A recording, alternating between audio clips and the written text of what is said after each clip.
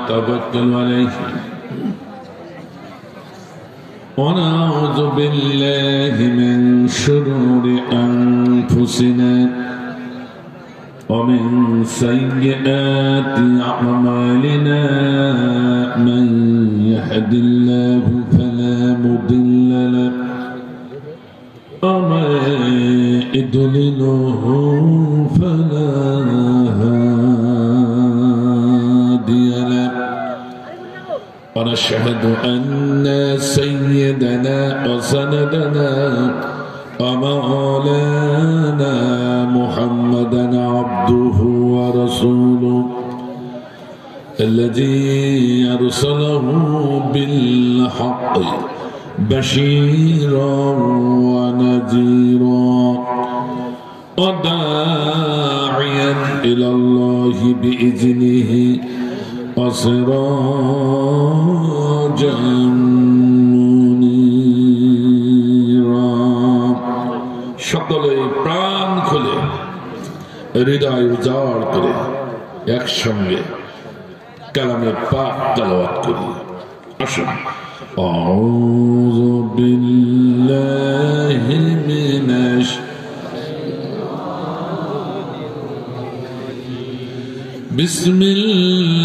বিসমিল্লাহির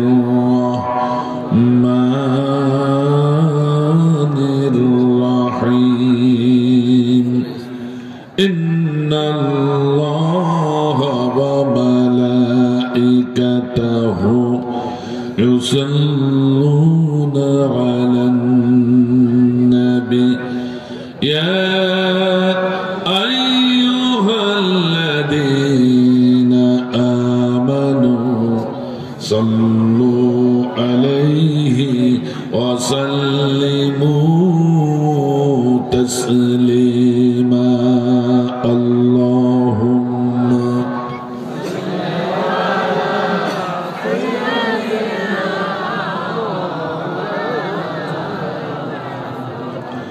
وعلى آل سيدنا مولانا শোনেন গো আমিরপুর এলাকাবাসী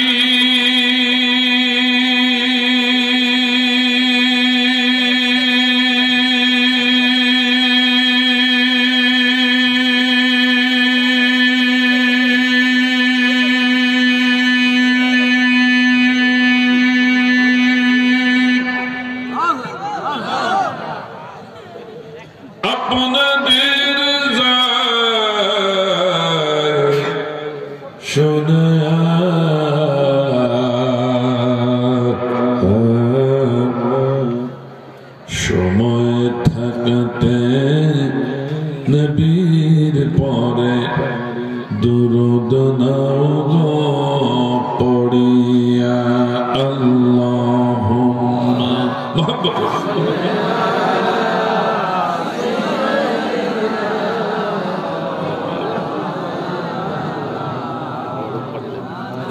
وعلى آل سيدنا مولانا এমন দয়ারি নবীর নামটি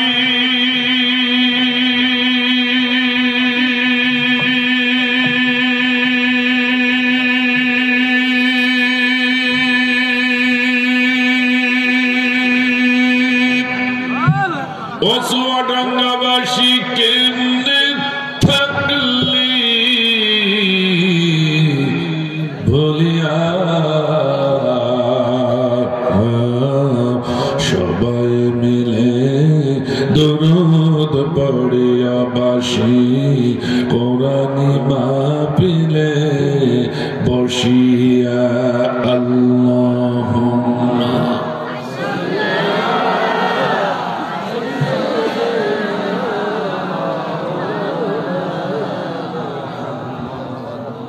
وعلى آل مولانا आज भी हो जुम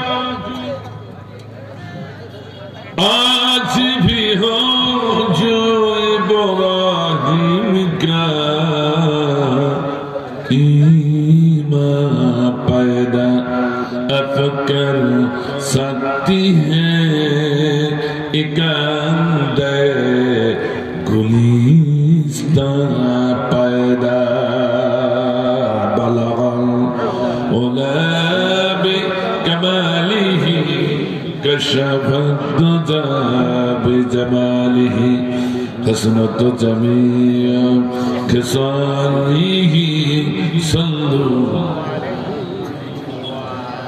ইব্রাহিমের ঈমান যদি ইব্রাহিমের ঈমান যদি আজ কোথাও হয় বিদ্যমান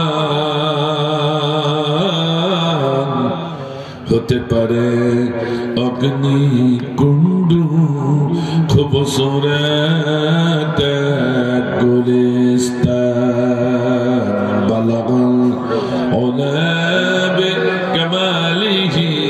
كشف الدجى بجماله حسنت جميع خصاله صلوا عليه وآله ایک ذکر دی لا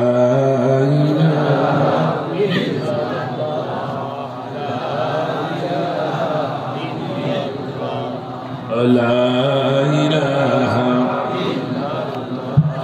जग में जग आए मुहम्मद इस्लाम जिंदा हो गए বর্তমান যুবকরা তরুণরা হিন্দি গানের পাগল আমি তাই যুবকদের তরুণদের বলবো ও যুবক ও তরুণ ফিরে আসো অপর সংস্কৃতির হিন্দি গান ছেড়ে দিয়ে ইসলামী হিন্দি গানের দিকে ফিরে আসে আমি নিজে গীতিকার নিজে সুরকার হিন্দি নাতে রচি যুবক এবং তরুণদের উদ্দেশ্যে একটু দিয়ে যাচ্ছে ফিরে আসে কপালটা ভালো হয়ে যাবে ঠিক কিনা জগ মে জগ আয়ে মুহাম্মদ ইসলাম জিন্দা हो गए जग में जग आए मोहम्मद इस्लाम जिंदा हो गए बुत ने सब कलमा पढ़ा बुत ने सब कलमा पढ़ा काफिर मुसलमान हो गए जग में जग आए मोहम्मद इस्लाम जिंदा हो गए ला इलाहा इल्लल्लाह ला इलाहा इल्लल्लाह क्या करूंगा मैं बया प्यारे नबी की शान में क्या करूंगा मैं बया प्यारे नबी की शान में जिसने उन्हें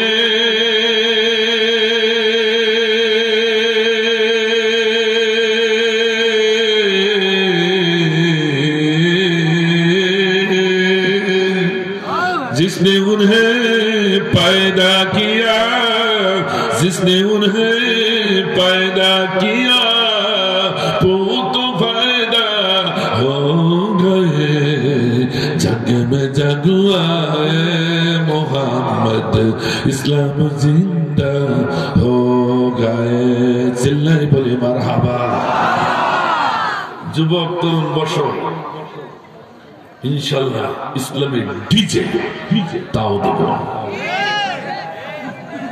অপসংস্কৃতির ডিজে ভুলে যাও ইসলামে সব আছে ইসলামী ডিজে তোমাদের জন্য আজকে উপহার দেব ইনশাআল্লাহ আলহামদুলিল্লাহ আমিরপুর যুব সমাজের উদ্যোগে আয়োজিত দুদিন ব্যাপী ঐতিহাসিক ময়দানে ঐতিহাসিক তাফসীর কোরআন মাহফিল প্রথম দিবসে মুআজ্জাজ মুহতারাম সাহেব হুবলা সাহেব আছেন বিশিষ্ট সমাজসেবক সাধারণ সম্পাদক মোমিনপুর ইউনিয়ন বিএনপি আজকে মাহফিলে মান্যবর সম্মানিত সভাপতি জনাব মোহাম্মদ আব্দুল সালাম সাহেব মাদ্দাতুল আলা সভাপতি সাহেব মাশাআল্লাহ আজকে মাহফিলে সম্মানিত সভাপতি আজকে মাহফিলের প্রধান মেহমান বিশিষ্ট রাজনৈতিকবিদ বিশিষ্ট সমাজসেবক থানা আমির চুয়াডাঙ্গা সদর থানা বাংলাদেশ জামাত ইসলাম জনাব মোহাম্মদ বিলাল হোসেন সাহেব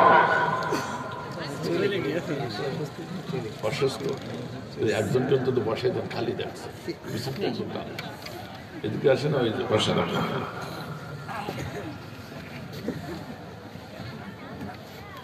আজকে মাহফিলে বিশেষ আলোচক বৃন্দ ছিলেন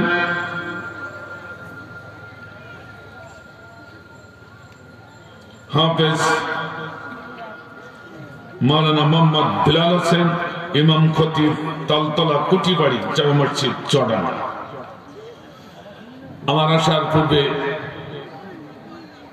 বক্তব্য দিয়ে আপনাদের হৃদয়টা বিগলিত করে দিয়েছেন যুবকদের মডেল এই এলাকারই কৃতি সন্তান গোটা দেশে যার পদচারণা আমার স্নেহাস্পদ ছোট ভাই হাফেজ মাওলানা ইকবাল হোসেন সাহেব মাদ্দাজিলুল আলিম স্টেজে উপবিষ্ট উলামায়ে হক ও বিশিষ্ট ব্যক্তিবর্গ আমার সম্মুখে উপবিষ্ট তাওহীদ জনতার একাংশ পর্দার অভ্যন্তরে অন্তরালে অবস্থানরত আমার স্নেহের বোন শ্রদ্ধাভাজন মায়েরা বিশেষ করে সারা বাংলার শ্রেষ্ঠ নিয়ামত উলামায়ে হযরত হাফেজ কোরআন যুবক ভাইরা সাংবাদিক বন্ধুরা গোয়েন্দা বিভাগের ভাইরা পুলিশ প্রশাসনিক ডিপার্টমেন্টের ভাইরা সকলকে আমার আন্তরিক সালাম জ্ঞাপন করছি আসসালামু আলাইকুম ওয়া রাহমাতুল্লাহ। আপনারা কি বেজার হয়েছেন? আলহামদুলিল্লাহ। যেহেতু 2 দিন ব্যাপী তাফসীর মাহফিল প্রথম দিন একটু সংখ্যা কম হয় হয়তো বা সেজন্য জনসংখ্যা তুলনামূলক একটু কম বাজার ঘাটে বেশি অনেক ভাইরা এখনো বসেনি আমি বলবো স্বেচ্ছাসেবক ভাইরা এখন কাজ শেষ হয়ে গেছে কোরআনের মাহফিলকে যদি ইজ্জত দেওয়া হয় আল্লাহ আপনার ইজ্জত বাড়িয়ে দেবে সমাজে ঠিক কিনা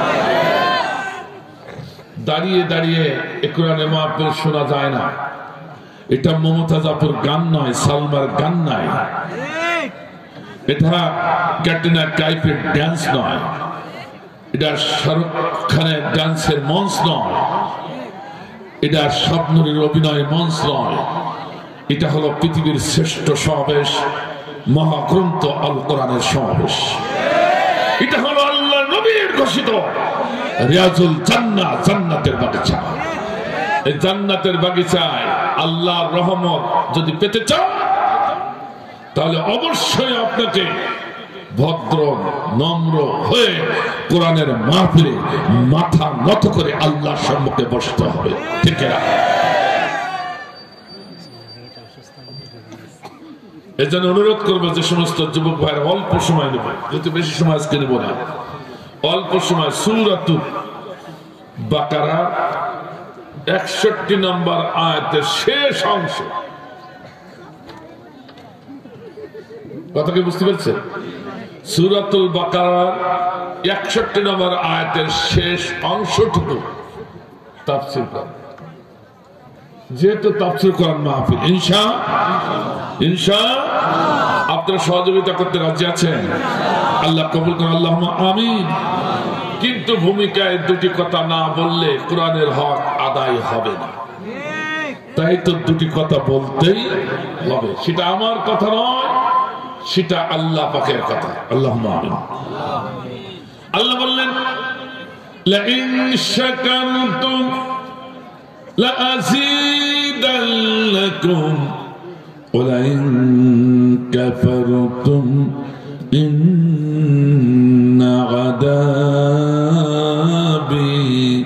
লাশাদীদ।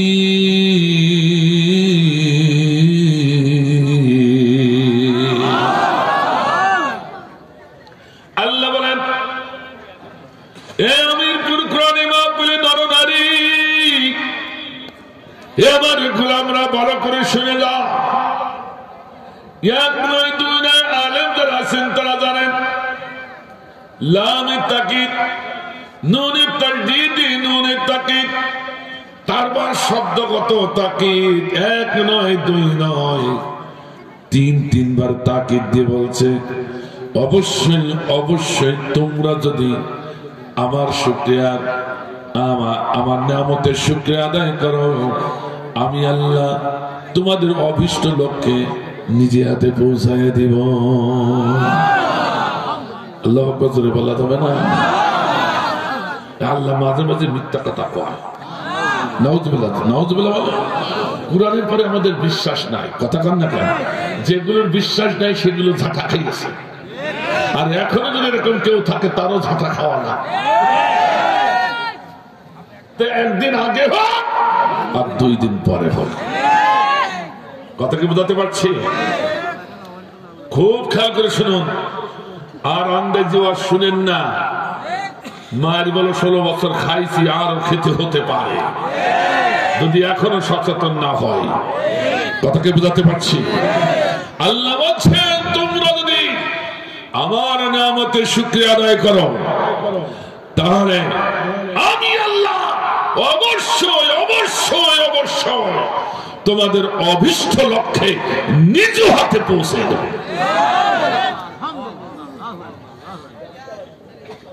আমরা নিশ্চয় লক্ষ্য উদ্দেশ্য নিয়ে কোরআনের মাহফিলে এসেছি, আর যেটা কোনো লক্ষ্য উদ্দেশ্য নেই ওটা পাগল ছাড়া কিছু। কথা ঠিক আছে? এটা আছে পজিটিভ, এর আরেকটা নেগেটিভ দিক আল্লাহ বলেছেন ওয়াইন কাফারতুম ইন্না আযাবি লাশাদীদ। এখানে 3 বার তাকিদ দিয়ে আল্লাহ বলতেছেন যদি ওয়াইন কাফারতুম, যদি তোমরা কুফরি করো, যদি তোমরা কুফরি করো, কৃতজ্ঞ হও, অকৃতজ্ঞ হও, না শুকরি হও, আমার শুকরিয়া আদায় যদি না করো, তোমরা অবশ্যই শুনে রাখো আমি এমন ভাবে পাকড়াও করবো, ইহকালে পরকালে তোমরা শাস্তি ভোগ করবে। ঠিক আছে? কথা কে বললেন? আমার ভাইজান, কিন্তু ভিতরে একটু শুনে দেখুন, অত সহজ নয়। লাজিদান্না, আল্লাহ বলেছে আমি বাড়িয়ে দেব। যে লক্ষ্যে এসেছ সে লক্ষ্য উদ্দেশ্যে পৌঁছে দেব। তাফসীরের ভিতরে এসেছে আজিদান্নার অর্থ আল্লাহ কমপক্ষে নিম্ন স্তর ডবল করে দিবে। সুবহানাল্লাহ বলে, আর যেমন সুবহানাল্লাহ। 1 যদি হয় 2 বানাবে, 2 যদি থাকে 4 বানাবে, 4 যদি থাকে 8 বানাবে, কমপক্ষে ডবল। আজিদান্না তাফসীর কারকরা বলেছেন কমপক্ষে ডবল, কিন্তু এর উপরে অনেক হতে পারে, 700 গুণ হতে পারে। কিন্তু নিম্নতম স্তর হলো ডবল করে দেব। লাজিদান্না, আল্লাহ বললেন না? আমার ভাইজান, আর যদি কুফরি করো তাহলে কঠিন আযাবে তোমাদেরকে আমি ধারণ করব। অর্থাৎ কঠিন আযাবটাও ডবল হবে। কমপক্ষে কি হবে? কমপক্ষে যদি না শুকরি করো কঠিন আযাবটাও ডবল হবে। সেটা কেমন? আমার ভাইজান, এই শুকরিয়ার অর্থ ঘরের কোনায় বসে, মসজিদের কোনায় বসে, হুজরাখানার কোনায় বসে জিকির করা নয়, তাসবিহ করা নয়, আল্লাহ আল্লাহ করা নয়। অবশ্যই জিকির করবেন, তাসবিহ করবেন, আমি বাধা দিচ্ছি না। আজকে যে শুকরিয়ার কথা বলছে সেটা কি একটু শুনে যান। আমার ভাইজান, বিএনপির মতো শক্তিশালী দল যেখানে স্বৈরাচারের সম্মুখে দাঁড়াতে পারলো না, ঘরে উঠে বসে আছে, কথা কয় না, কথা কয় না। জামাত ইসলামের মতো আদর্শিক একটি দল যেখানে তাদের নেতাগুলো হারায়া গভীর রাজনীতি তাহাজ্জুদ গুজার করে চোখের বাড়ি ছাড়ে,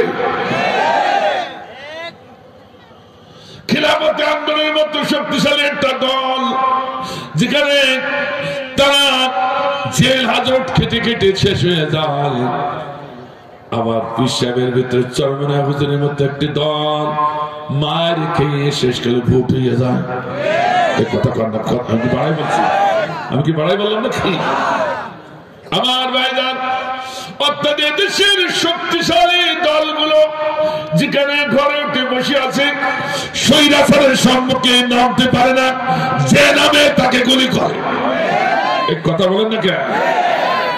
আল্লাহ বলছে, অথচ নিরস্ত্র নিরীহ বৈষম্য বিরোধী ছাত্র আন্দোলনের মাধ্যমে ওদের গোষ্ঠী শুদ্ধ ৩০০ নেতা সহ ভারতে পালাতে সক্ষম করাইছে। ঠিক কিনা ধরে বলো, কথা কয় না, কথা বলে না কেন?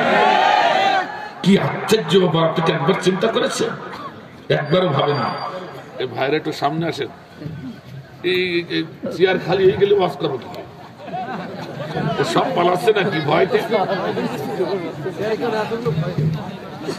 সামনে সামনে সামনে পিছনে কেন কেউ জন নেই? সামনে। আমার কথাকে বুঝতে পারছেন? নিরস্ত্র যেখানে শক্তিশালী দলগুলো তাদের কিছুই করতে পারলো না, যা বলে তাই করেছে। এত বড় স্বৈরাচার, ঠিক কিনা? নাম কি তার? শেখ হাসিনা। বলতে কি লজ্জা করছে? শেখ হাসিনার নাম যত বলবেন তত সব। এক ভাই বলছে গুনাহ হবে। ওরে ভাই, আমি এমনি বলি নাই, ভালো করে শুনিয়ে বলো।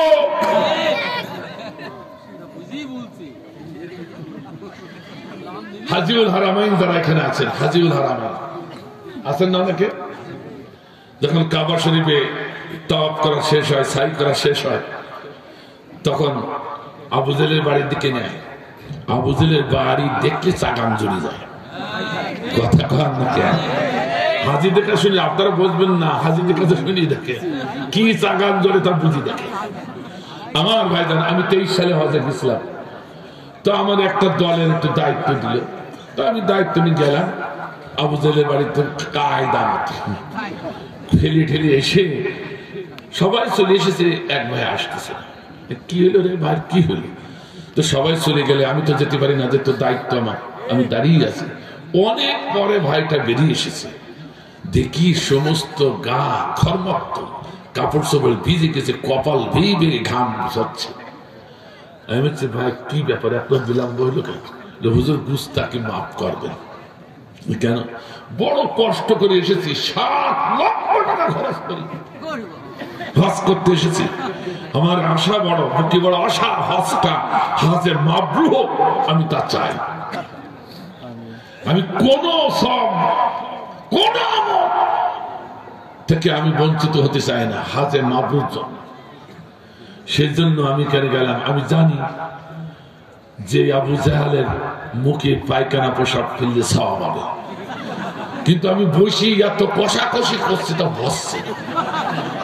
আমি মনে মনে ভাবলাম, আল্লাহ এ সব থেকে আমি বঞ্চিত হব না, ফেলিয়ে যাব। অনেক কথাকুতির পরে তাই একটু বেরিয়েছি, আমি চলে এসেছি, সেই জন্য একটু লেট হয়েছে। বাস্তবটা বললাম। তাহলে আবু জাহাল স্বৈরাচারের মুখে পায়খানা পোশাকরা সুন্নাতের আওয়াজ হয়ে গেছে, সেটা সওয়াব হবে, ঠিক কিনা? ওর থেকে বড় স্বৈরাচার আছে শেখ হাসিনা, ওর থেকে বড় স্বৈরাচার আমি দেখাই দেবো শেখ হাসিনা। আওয়ামী লীগের ভাইরা কেউ থাকলে রাগ করেন না, আমি কোরআন হাদিস করেন হুজুর এই কোরআনের বাইরে রাজনীতি, ওই রাজনীতি না কোরআন নীতি করছে একটু পরে ধর শুনিয়ে যান, যেটা উঠবে বুঝতে পারবো ওই সেই স্বৈরাচার।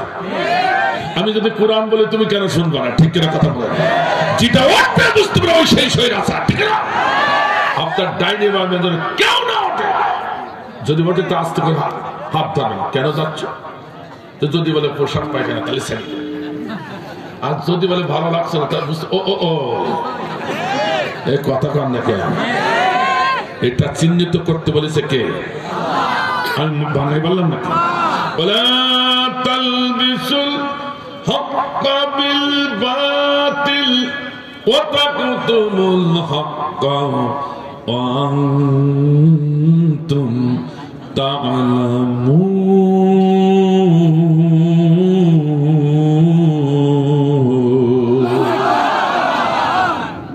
আল্লাহ বলে আমার গোলাম, জানার পরও হক আর বাতিল একসঙ্গে মিলে মিশে চলতে পারবেন না।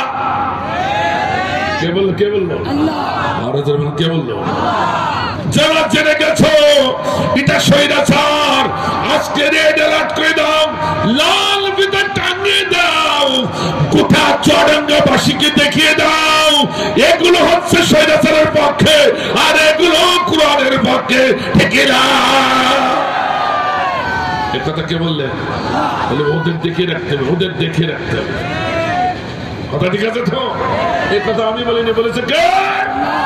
এই সুন্নাত পালন করতে রাজি আছে? কারা কারা রাজি? দু হাত আল্লাহ তোমরা উঠাও।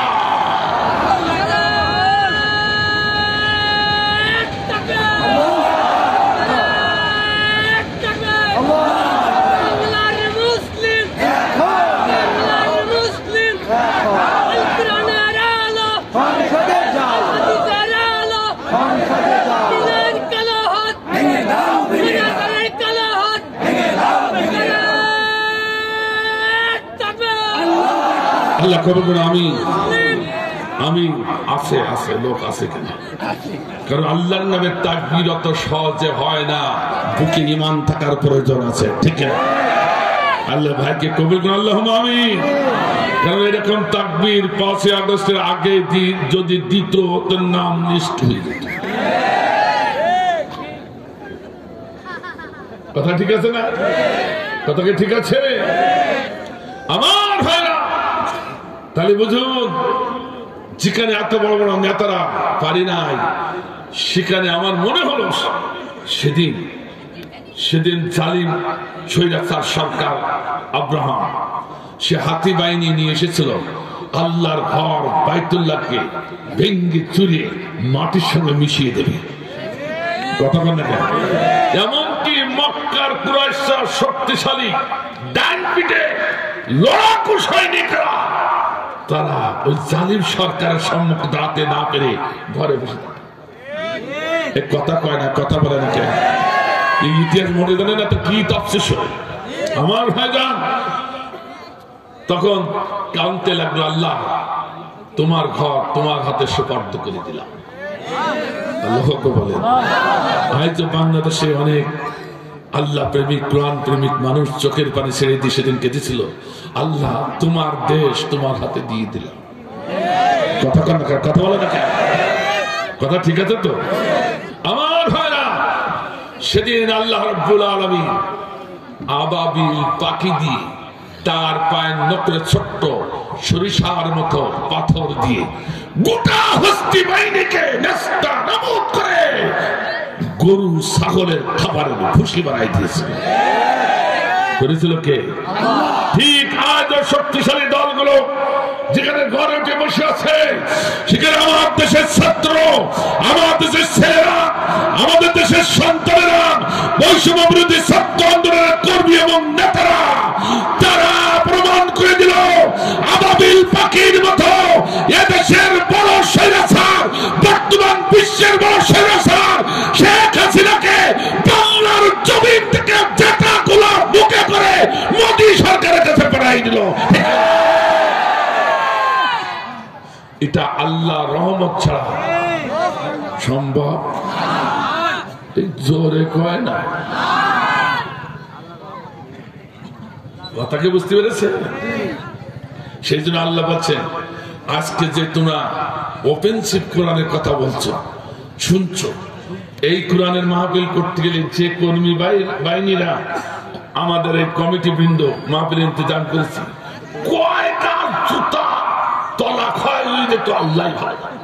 শুধু নেতাদের কাছ থেকে হাঁটতে হাঁটতে কথা আর এখন নেতাদের কাছে হাঁটা লাগে না, বরং ওর থেকে বড় বড় নেতারা স্টেজে এসে বসে আছে, কোরআনের মাহফিল করো, দেখি কে বাধা দেয়। ঠিক না কথা কি ঠিক আছে? তাহলে এটা কার নেয়ামত? আর ধরুন এই আল্লাহর নেয়ামতের শুকরিয়া আদায় করার কথা বলছে। কে বলেছে? এই শুকরিয়া আদায় করতে হলে মসজিদের কোনায় না, হুজরাখানার কোনায় না, বাড়ির কোনায় না, ময়দানে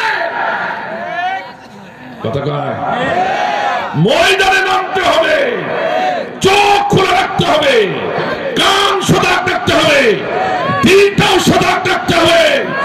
ওই স্বৈরাচারের পাঁচ একটা গোলাম বাংলার জমিনে ধরে মাথা উঁচু করতে না পারে, এর নাম শুকরিয়া আদায়। কোরআন কি জিনিস আবার বুঝতে পেরেছেন? লাইন শাকারতুম, এর নাম শুকরিয়া আদায়।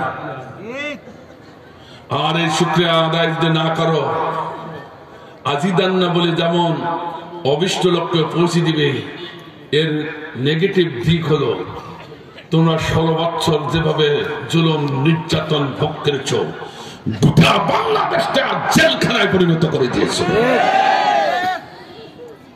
আমি বাড়াই বললাম, স্বাধীনতা কে ছিল? কথা কয় না, কথা কয় না। গোটা বাংলাদেশটা যেন একটা জেলখানা বলছে। আজ শুকরিয়া যদি আদায় না করো, লাযিদান্নাকুম, এর অর্থ মুফাসসির কেরাম দ্বিগুণ। 16 বছর যেমন নির্যাতন ভোগ করেছ, তারপর আমি স্বাধীনতা দিলাম, এই স্বাধীনতা ধরে রাখার জন্য যদি শুকরিয়া আদায় না করো, ময়দানে না থাকো, তাহলে 16 দুগুণী 32 বছর তোমাদের আবার আযাব সহ্য করতে হবে কমপক্ষে। এটা হচ্ছে তাফসীরের কথা, কমপক্ষে। এই কথা কি শুনতে পেয়েছে? স্বাধীনতা অর্জন করা সহজ, রক্ষা করা খুবই কঠিন। রাগ করলেন আমার ভাইজান? তারপর শেখ হাসিনার নাম কেন বললাম একটু পরে বলছি, তার আগে কোরআনের কাছে যাই। অসুবিধা ছিল তো আপনাদের? আউযু বিল্লাহি মিনাশ শাইতানির রাজীম। বিসমিল্লাহির রহমানির রহিম।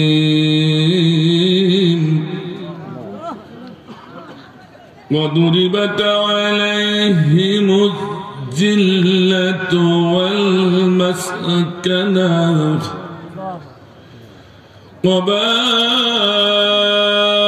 وباءوا بغضب من الله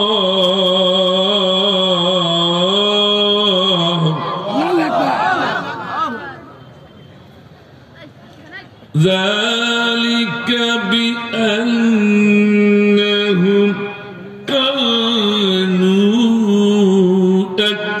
يكفرون بآيات الله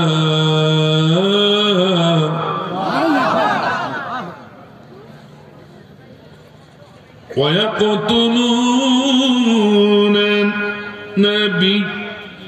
النبيين بغير الحق ذلك بما عصوا وكانوا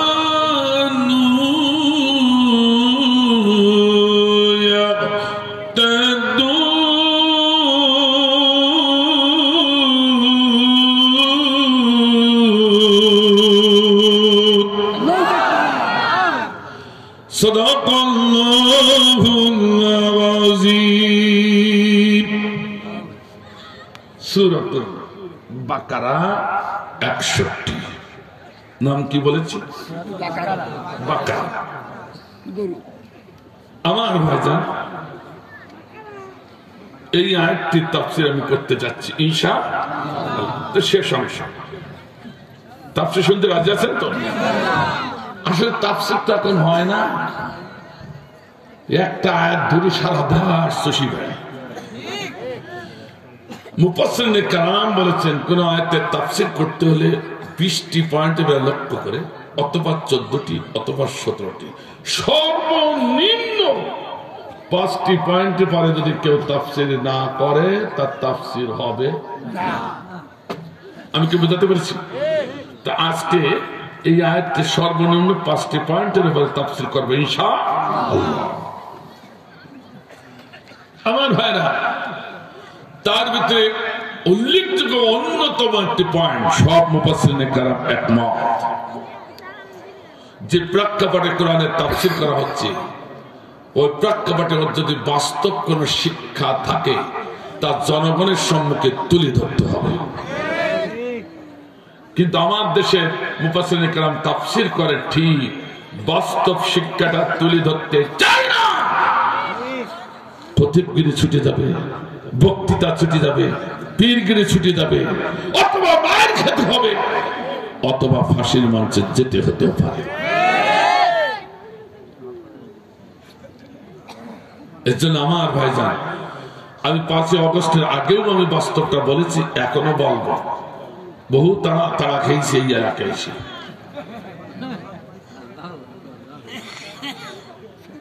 এখন তার ও ভয় নেই, ঠিক কিনা? ভাই আমার, তাফসীরে একটি দিক আলোচনা করেছি, সেটা হলো সরল অনুবাদ। 2 নম্বরের দিক শাব্দিক বিশ্লেষণ। আমার ভাইরা, একটুখানি ব্রেনটা একটু খাটান। কেন খাটাবেন না? কারণ কোরআনকে আমরা বেশি ভালোবাসি, এটা চিরসত্য কথা, ঠিক কিনা? আমরা দেখেছি একজন ব্যবসা করলেন, সে চাকরি করে না, আর একজন কৃষিকাজ করলেন, সে ব্যবসা করে না। এক একজন এক এক কাজ নিয়ে পড়ে থাকে। কিন্তু আমার ভাইজান, কোরআন এমন একটা জিনিস, যারা একবার আল্লাহকে আল্লাহ বলে স্বীকার করেছে, নামাজে সে কোরআন পড়ে, রোজায় সে কোরআন পড়ে, হাজে সে কোরআন পড়ে, মৃত্যুতে সে কোরআন পড়ে, জন্মার্থে কোরআন পড়ে, ব্যবসা বাণিজ্যে কোরআন পড়ে, মাঠে ঘাটে চাষাবাদে কোরআন পড়ে, চাকরিজীবীতে কোরআন পড়ে। অর্থাৎ ওই মানুষটির গোটা জীবন কোরআন দিয়ে পরিবেষ্টিত, ঠিক করে বলো। আমরা কোরআনকে বেশি ভালোবাসি বলে কোরআন আমাদের জীবনে একের ওতপ্রোতভাবে জড়িত, ঠিক না? কিন্তু আমার ভাইজান, একটু করে চিন্তা করুন তো দেখি, চিন্তা করার খোরাক জোগাচ্ছি। আপনি তো চাষি মানুষ, ধান লাগাইছেন, আপনার জমিনে 30 মণ ধান উঠল, আর পাশে আপনার ভাইয়ের জমিনে 40 মণ। যখন আপনি 40 মণ দেখেছেন, আপনার চোখটা নাটা নাটা হয়ে গেছে। আমি কষ্ট করেছি, ও কষ্ট করেছে, আমি জন দিচ্ছি, ও জন দিচ্ছে, আমি ওষুধ দিয়েছি, ও ওষুধ দিচ্ছে, আমি সার মাটি দিয়েছি, ও সার মাটি দিচ্ছে, আমারও যে জমি ওর সেই জমি। এই কথা কয় না, কথা বলে না।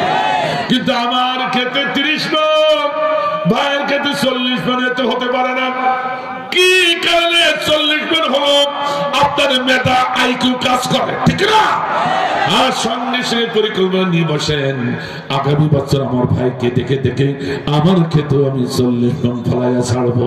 আল্লাহু আকবার! এটা তো ভালো জিনিস, ঠিক না? কিন্তু ভাই, প্রতিটা কাজে আমরা এরকম প্রতিযোগিতা। যেমন আপনি মেয়ে দেখতে গেছেন, মেয়ে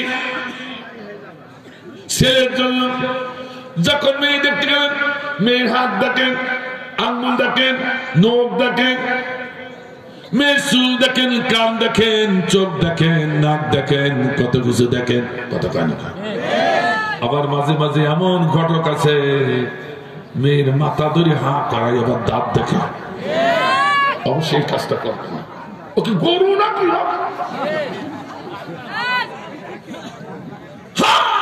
দাঁত দেখতে হবে। যে আপনার ঘরের পুত্র বধূ হবে, তাকে এইভাবে অসম্মান করবে,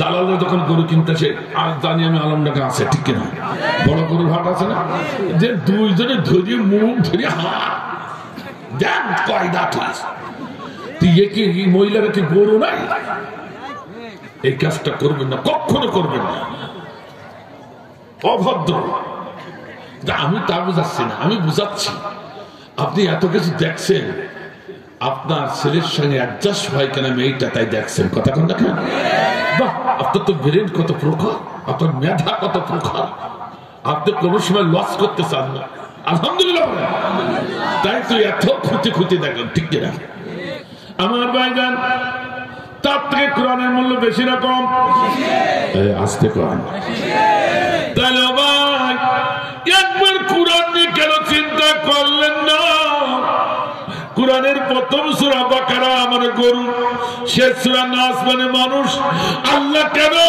এই সূরার নামটা গরু রাখলো পাকপাকালীন গাছগাছালি পাহাড় পর্বত নদী নালা সমুদ্র গ্রহ নক্ষত্র কত কিছু আল্লাহ আসমাউল হুসনা কত কোটি কোটি সৃষ্টি কত সুন্দর সুন্দর নাম একটা সুন্দর নাম চুজ করে আল্লাহ রাব্বুল আলামিন এই সূরাটার নামকরণ করতে পারতেন তা না করে গরু রাখলো কারণ গরুর অর্থ আমরা বুঝে থাকি নির্বোধ ঠিক কিনা এক কথা কয় না ঠিক কিনা এক কথা বলেন ঠিক কিনা আপনারা তো চিন্তা করেননি কোরআন নিয়ে আজকে একটু চিন্তায় বসালাম রাজি আছি শুনুন রাসূল বলেছেন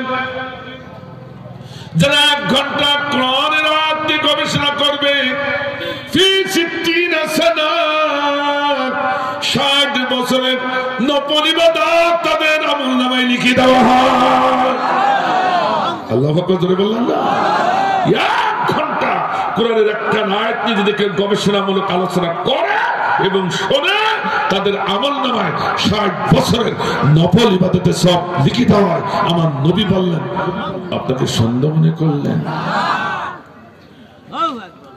তাই গবেষণা করতে রাজি আছেন এতদিন যখন করেননি আজকে আমার সাথে করেন 24 টাকা তাফসীর গবেষণা করতে যে আমি যতটুকু বুঝেছি আমি আপনাদের সম্মুখে আজকে সব কিছুটা উজাড় করে দেবো ইনশাআল্লাহ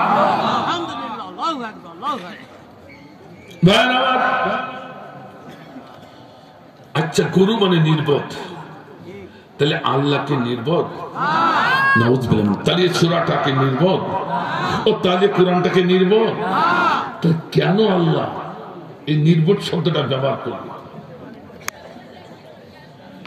একটুখানি গবেষণা শুন আল্লাহ যত কাজ করেন অহেতুক কোন কাজ করেন না তার ভিতরে কঠিন রহস্য লুকায়িত আছে কথা কন না কেন আমার ভাইজান আমি খুব সংক্ষেপে বলবো সেটা হচ্ছে এই আপনার দেশে যে সুগার মিল আছে আমার ভাইজান সুগার মিল এই সুগার মিলে অনেকগুলো অপশন আছে আখ কেটে নিয়ে যখন সুগার মিলের প্রথম অপশনে দেওয়া হয় চাপ দিলে যে রসটা বাইর হয় গাদ মার্কা রস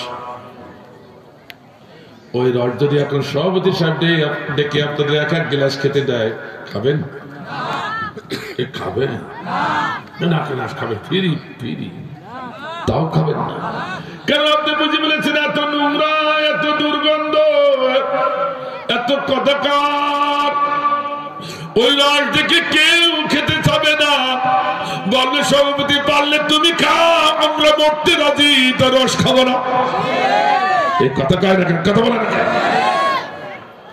কারণ আখ মালিক সুগার মিল মালিক আপনাদের কাছে একটা ক্রয় করলো সাবান দিল না সুদা লাগালো না পানি দিয়ে ধুল না ওই অবস্থা যখন প্রথম অপশনে মিলে ঢুকায় ওর গায়ে যে কত মলমূত্র আছে ডক সাহেব যে কতদিন ঠ্যাং উঁচু করে মারিয়েছে শিয়াল পণ্ডিত যে কতদিন খেয়ে খেয়ে ওই গোড়ায় মারিয়েছে আবার দুপাই জানো আর বদনা নিয়ে ওর গোড়ায় মারিয়ে চলে এসেছে কথা কর না এই সমস্ত মলমূত্র গায়ে লাগিয়েছে আর আখের প্রথম চাপ যখন দেয় ওই মলমূত্র ব্যাকটেরিয়া গুলো সব একসাথে রসের সাথে বেরিয়ে যায় এই জন্য গাদ মার্কা রসগুলো বেরিয়ে যায়, ও দুর্গন্ধ পাশে থাকা যায় না, ঠিক কিনা? কিন্তু এই রসটা যখন একটার পর একটা রিফাইন হতে হতে হতে হতে যখন শেষ অপশন দিয়ে নামে, তখন ও আর আখের রস থাকে না, গাদ মার্কা রস থাকে না, ওর নাম হয়ে যায় আখের সাদা চিনি, ঠিক না? মিষ্টি খাওয়া যাদের অভ্যাস, তারা ধরে আর খায় না, দিলে টাকা দিয়ে কিনে খায়। অথচ আগে ওই আখের রস ফিরিয়ে দিলাম, খাই।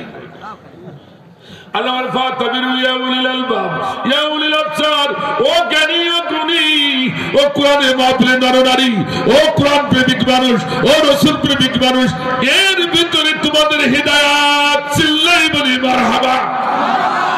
কে বলছেন? কে বলছেন? কি হিদায়াত? এবার শুনে নেন। আমার আল্লাহ বলছেন ওটা যেমন গাদ মার্কা, ওটা যেমন আমার ভাইজান, আর তেমনি করে আল্লাহ বলছেন বাকারা মানে ওই গাদ মার্কা মানুষ, গরু মার্কা মানুষ, ঠিক কিনা? এই কথা কয় না, কথা কয় না। আল্লাহ বলছেন আমি এই জন্য প্রথম সূরাটা গরু রাখলাম, আমি একটা বর্ডার করে দিলাম। এই কোরআনের বাইরে যেটা থাকবে ওরা একটা মানুষ না, সবগুলো গরু। কথা কি বোঝা গেল? একটা মানুষ না। আমি বলছি না, আল্লাহ বলছি। আল্লাহ বলছে গরু মার্কা মানুষ। আমার ফ্যাক্টরি, মানুষ তৈরি ফ্যাক্টরি, নাম হচ্ছে মহাগ্রন্থ আল কোরআন। আল্লাহু আকবার বলেন। অনেকে বলবো হুজুর মানুষ তৈরি ফ্যাক্টরি তো মাদ্রাসা, মসজিদ, হেফজখানা না, এখানে মানুষ তৈরি হয় না। রাগ করতেছে নাকি? এই নেন তার প্রমাণ। আপনারা মাওলানা ফরিদউদ্দিন মাসুদের কথা শুনেছেন।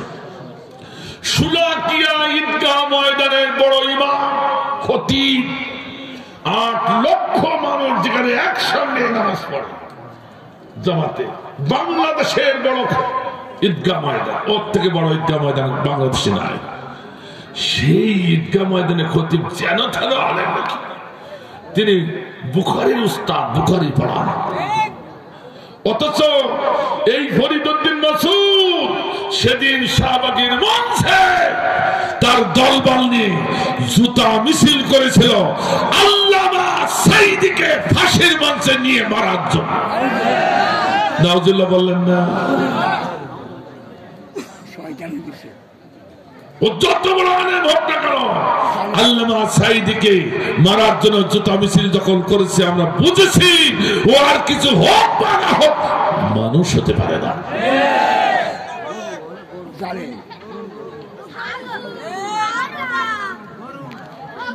ও তো ছেলেরা বুঝে ফেলেছ, এ তো ওয়াজ হয়ে গেল। ফেরা বুড়ো গুলো বলবে না, ছোট গুলো বলি যাচ্ছে, ও ঠিক কাজ করছে। আর একজনের নাম বলে একটু সুন্নাত আদায় করি। মুফতি রুহুল আমিনের নাম আপনারা শুনেছেন? কে সে? মুফতি রুহুল আমিন। জানেন না? জানতে হবে। আর কতকাল চোখ বন্ধ করে বলবেন? এখন মার খেয়ে এখনো লজ্জা হইল না। মুফতি রুহুল আমিন হলো আমাদের ইমাম, আমাদের খতিব। বাংলাদেশে 95% মুসলমানের জাতীয় খতিব হলো মুফতি রুহুল আমিন, অর্থাৎ বাইতুল মুকাররমের তিনি খতিব ছিলেন, ঠিক কিনা? স্বৈরাচার সরকার শেখ হাসিনার নিয়োগপ্রাপ্ত খতিব। কিন্তু কি দেখলাম, 5ই আগস্ট শেখ হাসিনা স্বৈরাচারে পালালো, ও খতিবও পালালো।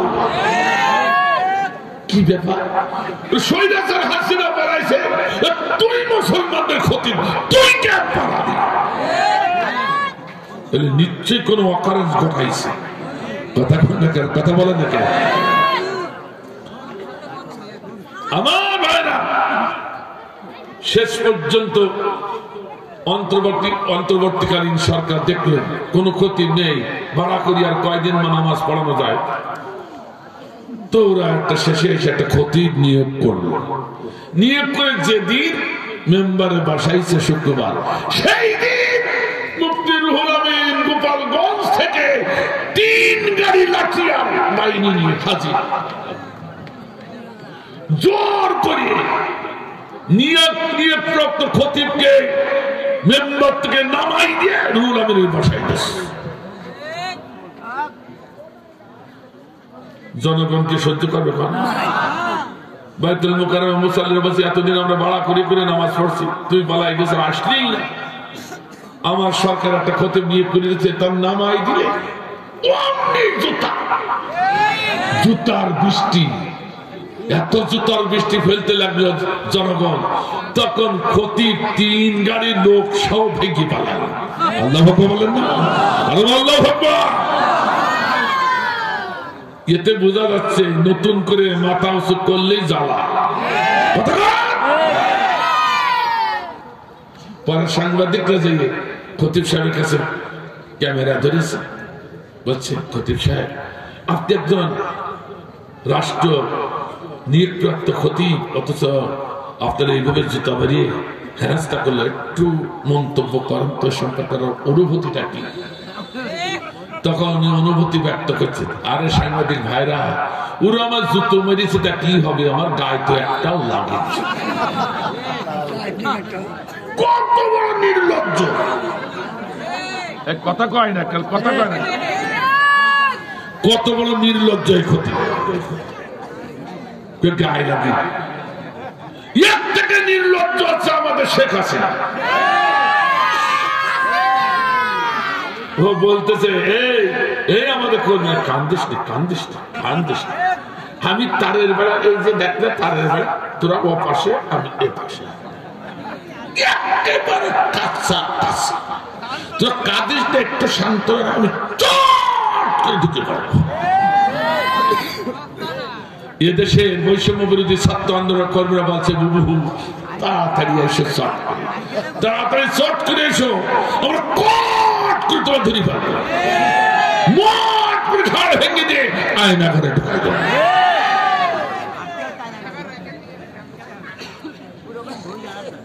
ও বুবু আইসো চট করিয়া,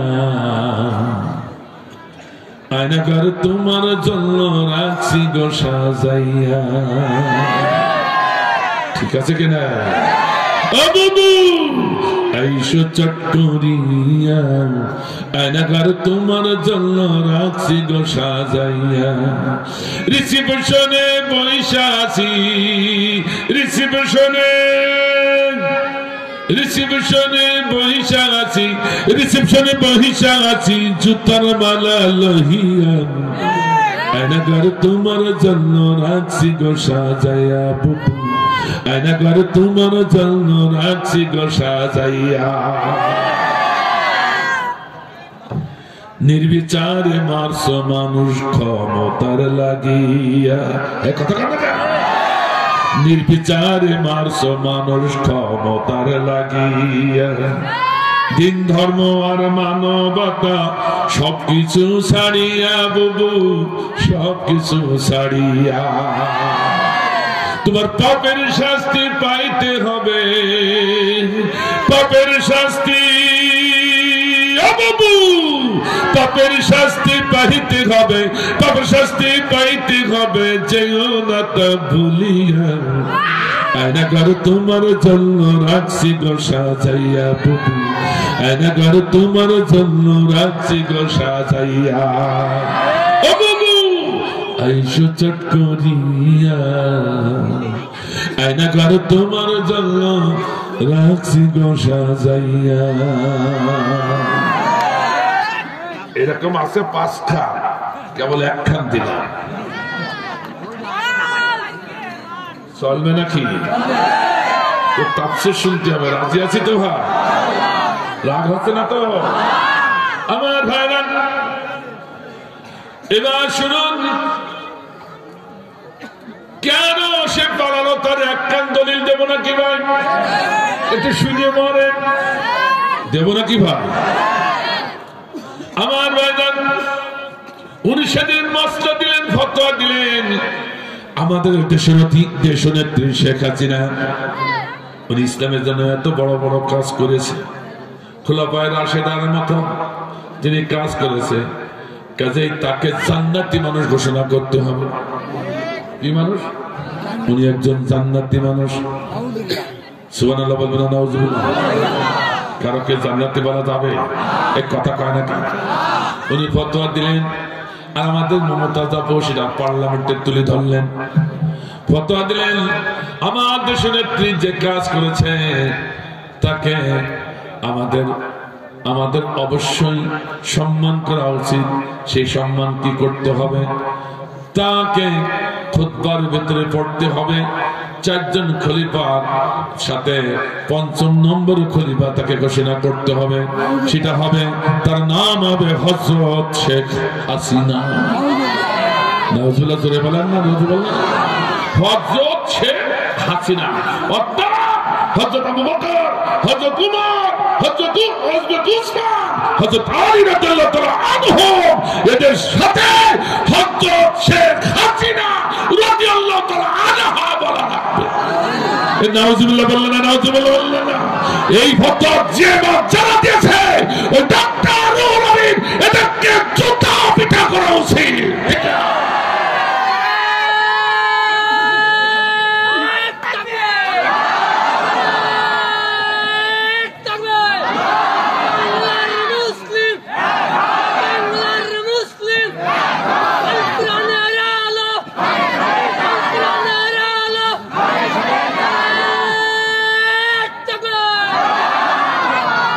তাহলে এদেরকে মানুষ বলা যাবে? কোরআনের বাইরে গরু, ঠিক আছে?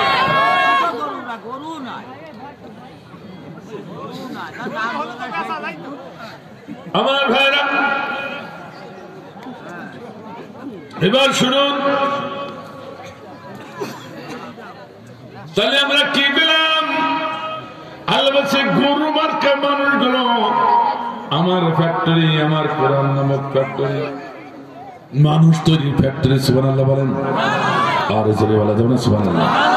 মানুষ তৈরি ফ্যাক্টরি। প্রথম সূরায় একটু চাপ দিয়ে রিফাইন হলো, দ্বিতীয় সূরায় চাপ দিয়ে আরেকটু রিফাইন, তৃতীয় সূরায় চাপ দিয়ে আরেকটু রিফাইন। এরকম রিফাইন হতে হতে গরু মার্কা মানুষটা 113টি অপশন পার হয়ে মেনে নিয়ে রিফাইন হয়ে যখন 114 নম্বর অপশনে সূরাতুন নাস মেনে নিয়ে নেমে যায়, আল্লাহ বলে ওটার গরু থাকে না, সোনার মানুষে পরিণত হয়ে যায়। আল্লাহু আকবার জোরে বলা যাবে না? অর্থাৎ আল্লাহ বলেন, হে আমার ভাইরা ভালো করে শুনুন, আল্লাহ বলেন গোটা কোরআনের আইনের কাছে যারা সারেন্ডার করেছে, মাথা নত করেছে, তারাই কেবল মানুষ, আর সবগুলো হলো গরু।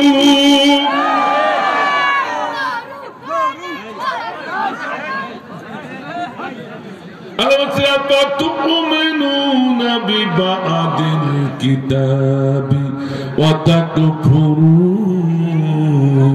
বিবাদ। কিছু আইন মানবা আর কিছু আইন বাদ দিবা, গরু হয়ে মরবা। কথা কার? আরো জোরে, আরো একটু জোরে। মান ক্বালা বিহি সাদাকা। যে বা যারা কোরআন দিয়ে কথা বলে তারাই কেবল সত্য কথা বলে। আমি কোরআন দিয়ে কথা বলছি, আপনাদের ভালো লাগছে না মনে হয়? আমার ভাইরা একটু দেখুন, আব্দুল্লাহ বিন উবাই সূরা তাওবার 80 এবং 84 নম্বর আয়াত খুলুন। আল্লাহর একটা আইন অমান্য করার কারণে এত বড় নামাজি, এত বড় খতিব, এত বড় মুফতি, এত বড় মুহাদ্দিস, এত বড় মুফাসসির, এত বড় মুত্তাকি পরহেজগার, তাকে আল্লাহ মুনাফিক গরু বানায় কবরে দিয়েছে। কয়টাই? কয়টাই? একটাই। আল্লাহ বলল আতিউল্লাহ ওয়া আতিউর রাসূল। আল্লাহু আকবার, আল্লাহু আকবার। নেতা মানতে হবে আল্লাহর মনোনীত নেতাকে, ঠিক কিনা? কোরআনের মনোনীত নেতাকে নেতা মানতে হবে। কে বললেন? কিন্তু আব্দুল্লাহ বিন উবাই সেদিন কোরআনের মনোনীত নেতা ছিল আল্লাহ রাসূল। আল্লাহ রাসূলের হাত ছেড়ে দিয়ে 300 সাহাবী নিয়ে গোপনে আবু জাহলের হাতের সঙ্গে হাত মিলাইছে।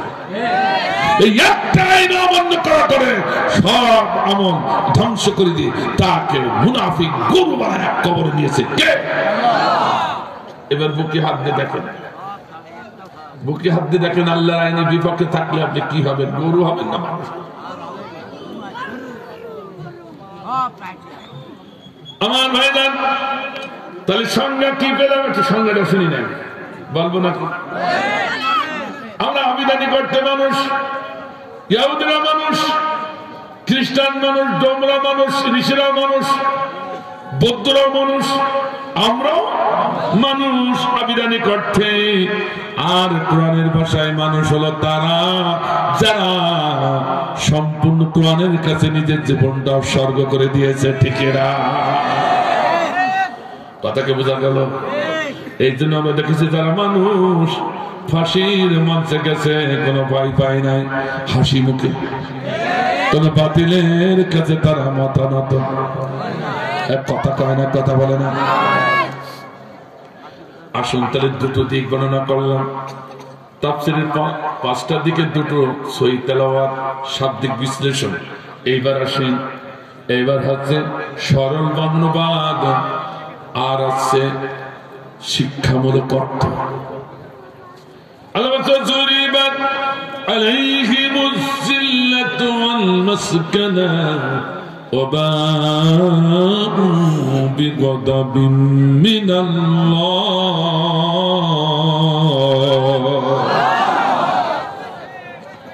ওদের উপর আমার অভিশাপ, ওদের কওমের পরে, ওদের দলের পরে আমার অভিশাপ, আমার লানত। আল্লাহ বলছেন না ওয়াল মাসকানা, ওদের রাষ্ট্রের পরে, ওদের বাড়ি ঘরের পরে আমার অভিশাপ। কে বললেন? এখন আল্লাহ ক্ষান্ত হয়নি।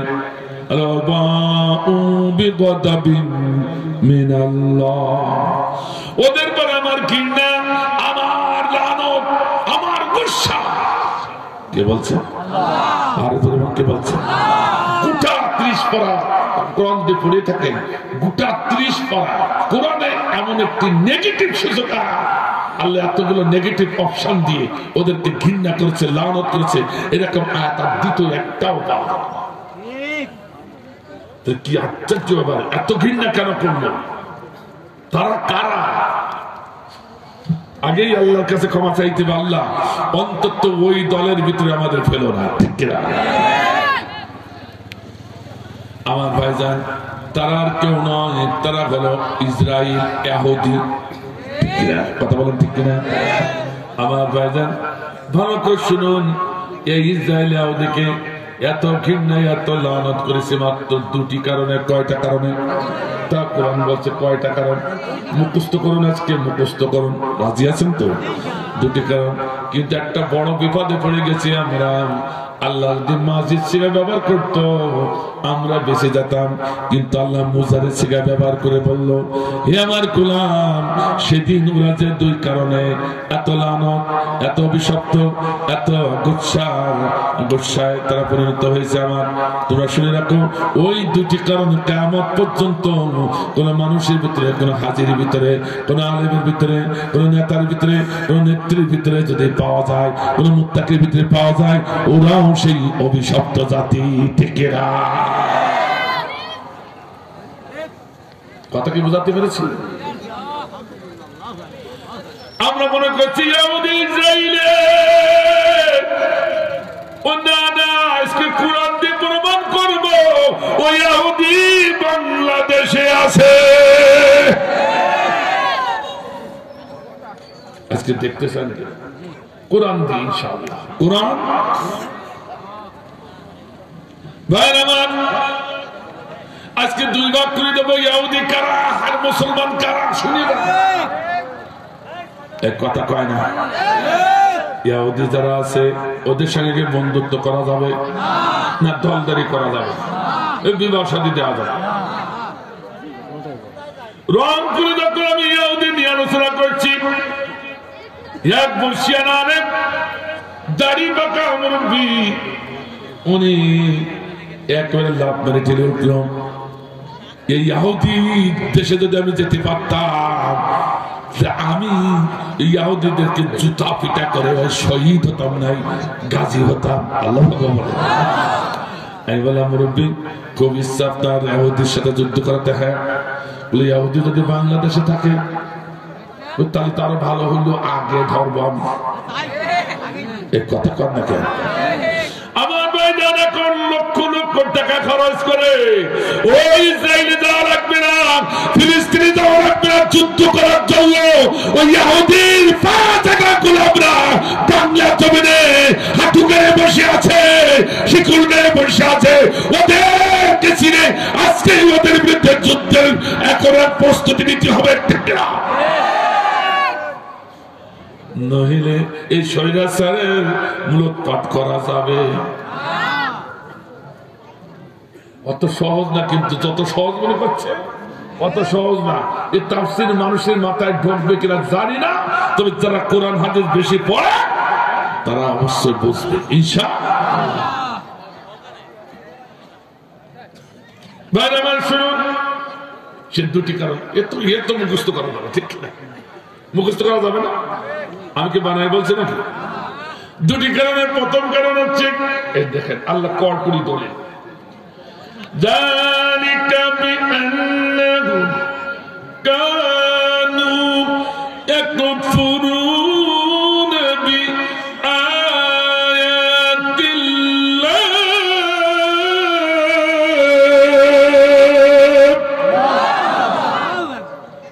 আল্লাহ বলছে তার প্রথম কারণ ওরা আমি আল্লাহ আমার আইন কে বাদ দিয়ে স্বেচ্ছায় ওরা নিজেরা আইন তৈরি করে সে আইনে পরে চলেছে, আমার আইনের সঙ্গে গাদ্দারি করেছে।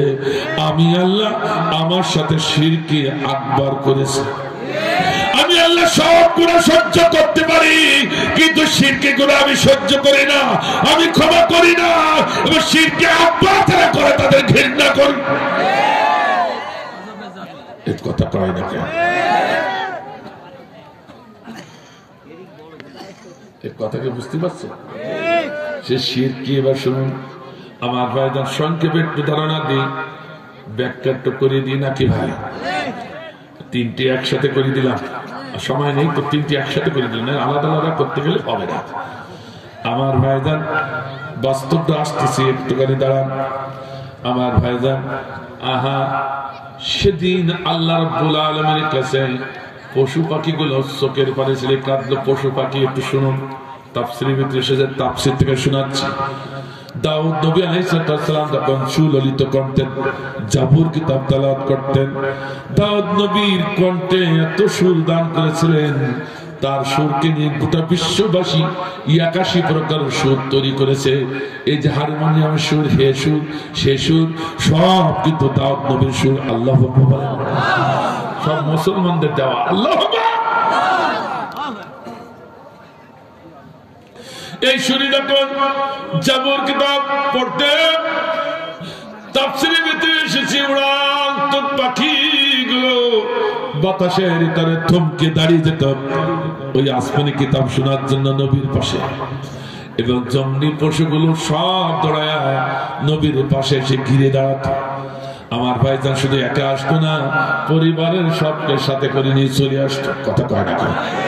কথা বলে না কেন? আমরা তো এখন একা চলে আসি, পরিবারের অনেক লোক আছে যা আসি একা কোরআনে মাহফিল শুনতে, আর তারা সেদিন পশু পক্ষীরা তাফসীরে এসেছে পরিবারের সব নিয়ে চলে আসতো। কি জন্য? আল্লাহ পাকের কালাম শুনবার জন্য, নবীর পাশে দাঁড়াবার জন্য। সুবহানাল্লাহ, তোরে বললাম না? কিন্তু আমার ভাইজান কষ্টের কথা কি বলবো, আমার ভাইরা মা দাঁড়িয়েছে, মায়ের সম্মুখে তার বাচ্চাকে ধরে নিল। ওই জালিম সরকার, জালিম মানুষরা বাচ্চাকে ধরে টুকটুক করে গোশ বানায় খাচ্ছে। মা চোখের পানি, বাবার সম্মুখে তার স্ত্রীকে মারে, স্ত্রীর সম্মুখে স্বামীকে মারে, কেটে কেটে খায়, চোখের পানি ছাড়ে, আর মনে মনে বলে, ও আল্লাহ এসেছি তোমার কোরআন শুনতে, তোমার কালাম শুনতে। ও আল্লাহ এসেছি তোমার নবীকে ভালোবেসে নবীর পাশে দাঁড়াতে। আমাকে যদি হত্যা করেন, আমার ছেলেকে যদি শহীদ করে দেয়, আমার মেয়েকে যদি শহীদ করে দেয়, আমার স্ত্রীকে যদি শহীদ করে দেয়, আমার স্বামীকে যদি শহীদ করে দেয়, আমাকেও যদি শহীদ করে শহীদ করতে পারে, কিন্তু তোমার নবীকে ছাড়বো না, তোমার কালাম ছেড়ে যাবো না। আল্লাহু আকবার।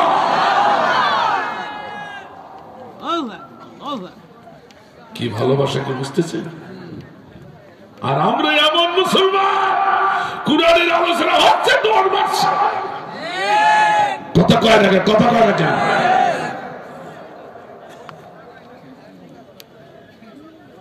আচ্ছা, জাবুর কিতাবের থেকে কোরআনের মূল্য বেশি না কম? কত বেশি তার তুলনা করা যাবে না, ঠিক কিনা? সেই কোরআনের তাফসীর যত হয়, কোরআন প্রেমিক কোন মানুষ কোরআনের মাহফিল ছেড়ে উঠতে পারে না। যেমন ওই জঙ্গি ফসিগুলো বলেছে, আমাদের শহীদ হয়ে যাবো, মৃত্যুবরণ করবো, পরিবারের সবগুলোকে ওনাদের শহীদ করে দেয়। ওই জালিমরা, তুমি নবীকে ছাড়বো না, কোরআন ছেড়ে যাবো না। আল্লাহু আকবার।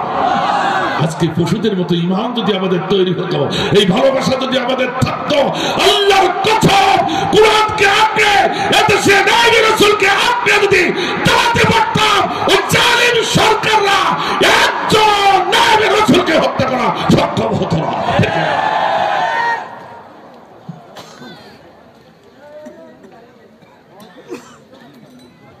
একটু রাগ করলাম ভাই আমার, যখন এইভাবে কাঁদল, আল্লাহর সঙ্গে সঙ্গে নবীকে ডাকলেন, বন্ধু যাও, পশু পক্ষীগুলো আমাকে ভালোবেসে, কালামকে ভালোবেসে, তোমাকে ভালোবেসে পাশে দাঁড়ায়, আর এই সুযোগে ওরা ধরে ধরে হত্যা করে, খেয়ে ফেলে। ওরা আবেদন করেছে আমার কাছে, যাও আমি আসমানে আইন নাজিল করে দিলাম, ফিস সাপ্তে অর্থাৎ শনিবারে আর কোন শিকার ধরা যাবে না। কার আইন? আর জোরে কোন? এই আইন যখন নাজিল করে দিল, আহা, সঙ্গে সঙ্গে নবী যখন ঘোষণা করলো, ওই সমাজের লোক তিন শ্রেণীতে বিভক্ত হলো। কয় শ্রেণী? একটু দেখেন এই তিন শ্রেণী আমাদের ভিতরে আছে কিনা, একটু খাপে খাপে মিলাই নেন। আর কতকাল মিলি ঝুলিয়ে চলবেন? আর মিলি ঝুলিয়ে চলার আর সময়? কথা কয় না, কথা কয় না ভাইরা আমার। প্রথম শ্রেণী যুবক শ্রেণী, প্রথম শ্রেণী কি? ওরা চালাকি করল যে আমরা শনিবারে ফিস সাপ্তে, মানে শনিবার কোরআনের কথা বলছি, শনিবারে শিকার ধরবো না বটে, কিন্তু একটু চালাকি করবো। কি করবো? শনিবারের দিন শিকার গুলো খাঁচার ভিতরে আটকাই ফেলাবো। যেমন নদীর থেকে ক্যানাল কেটে বাড়িতে গর্ত করে রাখা। শনিবারে যে দাউদ নবী তেলাওয়াত শুরু করলো, মাছগুলো দৌড়াতে দৌড়াতে ক্যানাল দিয়ে দাউদ নবীর দিকে আসে, আর গর্তে বলে আর যেতে পারে না, সব আটকে যায়। শনিবারে ক্যানেলের মাথা বন্ধ করে দেয়, শনিবারে মাছ ঠিক ধরে না, কিন্তু রবিবারে চালাকি করে সব মাছগুলো ধরে ধরে ওরা খায়। কথা কন না কেন? যেমন এখন পদ্মা সেতুর নাম করে দেশের টাকাগুলো এমন খাওয়া খাইয়েছে, বিদেশের ব্যাংকগুলো ভর্তি হয়ে গেছে। ঠিক বলা হয়েছে একজন যে পরিমাণ পদ্মা সেতুর টাকা ওরা খাইয়েছে, চালাকি করে পদ্মা সেতুর নাম দিয়ে ওই টাকাগুলোতে বাংলাদেশে আনা যায়। এরকম 36টা পদ্মা সেতু ওই টাকাই করা যাবে।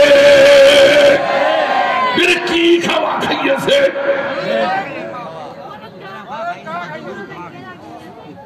শুধু একটা একটু দেখা যায়। সভাপতি সাহেব ঠিক আছে তো? সভাপতি বলছে ঠিক আছে। আশ্চর্য, বানানোর কথা বললাম না?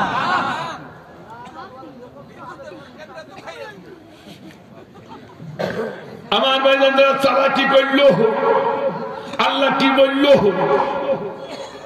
আমার আইন বাদ দিয়া তোরা নিজের আইন বাড়াইয়া, মন করে আইন বাড়াইয়া চালাকি করি, তখন খালি কোন কিরদাতাল খসিল, আল্লাহ সেই দিন ওই যুবকগুলো সব বানর জাতে পরিণত করে দিয়েছিল। কি জাত? আরো জোরে বানাই বললাম, শুনিয়ে মানে আজকে যারা আল্লাহর আইনকে চালাকি করে বাদ দিয়ে চলবা আর যারা করে মাল খাইবা ও সব বানরে পরিণত। আমার প্রমাণ আছে, প্রমাণ ছাড়া কথা বলবো না ইনশাআল্লাহ।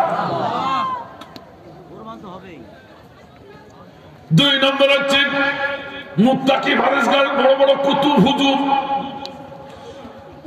ওরা বলল তাই তো শনিবারে শিকার ধরবো না, ভালো মানুষ কথা বলেন, আমরা ভালো মানুষ, কিন্তু কারো কিছু বলবো আছে কি দেখ বাংলাদেশে নেই।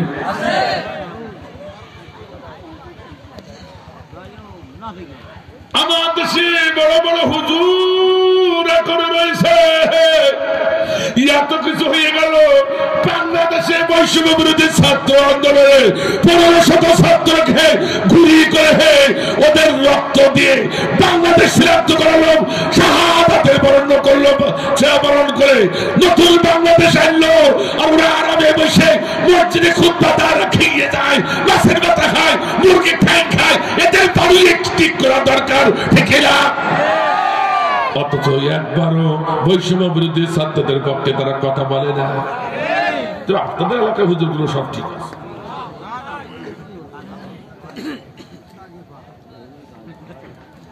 রাগ করতেছে না। সেদিন ওই শ্রেণীর লোক যারা মুত্তাকি ফরেজগার সেদিন বসে থাকলো ঘরে, আর যারা আল্লাহর আইন লঙ্ঘন করে যারা এই কাজগুলো করলো তাদের বাধা দিল না। আল্লাহ খিঞ্জির ওই সমস্ত লোকগুলোকে সব শুকুর জাতে পরিণত করে দিল। তাহলে বোঝা গেল অন্যায়ের প্রতিবাদ না করে মুখ বন্ধ করে থাকা আল্লাহর কাছে ওরা বেশি বড় অপরাধী। চালাকি করে যেগুলো খেয়েছে ওগুলো বাড়ো, আর এগুলো বাড়াইছে কথা কয় না।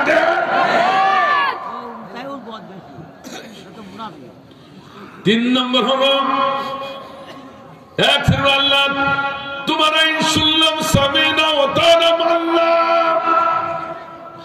আজ যারা মানবে না প্রয়োজন হলে গায়ে রক্ত দিয়ে প্রতিবাদ করবো, কথা কয় না। এরাই হলো হকপন্থী। আল্লাহু আকবার বলেন, আর আল্লাহু আকবার। তাহলে আমরা যারা ময়দানে থাকবো, হকের পক্ষে থাকবো, কোরআনের পক্ষে থাকবো, স্বৈরাচারের বিপক্ষে থাকবো, এরাই হলো সঠিক দল। আর যেটা বাড়ির ঘরে বসে থাকবে, মসজিদে কোনায় বসে থাকবে, আল্লাহ আল্লাহ করবে, একবারও প্রতিবাদ করবে না, ওরা হলো পুরো শুকুর। আর যারা আমাদের ভিতরে এসে চালাকি করবা, ওরা সব বানরে জাতে পরিণত হবা, ঠিক না? এই 3 শ্রেণী আছে কিনা? আমার ভাইরা এইবার আপনার থেকে জানতে চাই, আমাদের দেশে ইউনিয়ন কাউন্সিল কে আইন আল্লাহর আইনে চলে? ও তার উপজেলাটা চলে, তাহলে মনে হয় পার্লামেন্টটা চলে, কোন জায়গায় নেই। আমরা কে আছে যে করলামটা কি? চেয়ারম্যান মেম্বার নামাজ পড়ে না তো তার নেতা বানাচ্ছেন কে? কথা কয় না, কথা কয় না, বানাচ্ছে না, হইয়ে যাচ্ছে নাকি? বানাচ্ছে না, হইয়ে যাচ্ছে। আমার ভাইরা একটু শুনুন, তাহলে আল্লাহর আইন দেশে নাই, ঠিক না? কিন্তু আমার বেদান আল্লাহর আইন দেশে কায়েম, এটা যারা চান, আন্দোলন সংগ্রাম যারা করেন, আল্লাহর আইনের পক্ষে যারা আছেন তারা দেশে যাবেন। আজ আন্দোলন সংগ্রাম করেন না, আল্লাহর আইনের পক্ষে সমর্থন না, ও সবগুলো গরু হয়, বানর নাই শুকর।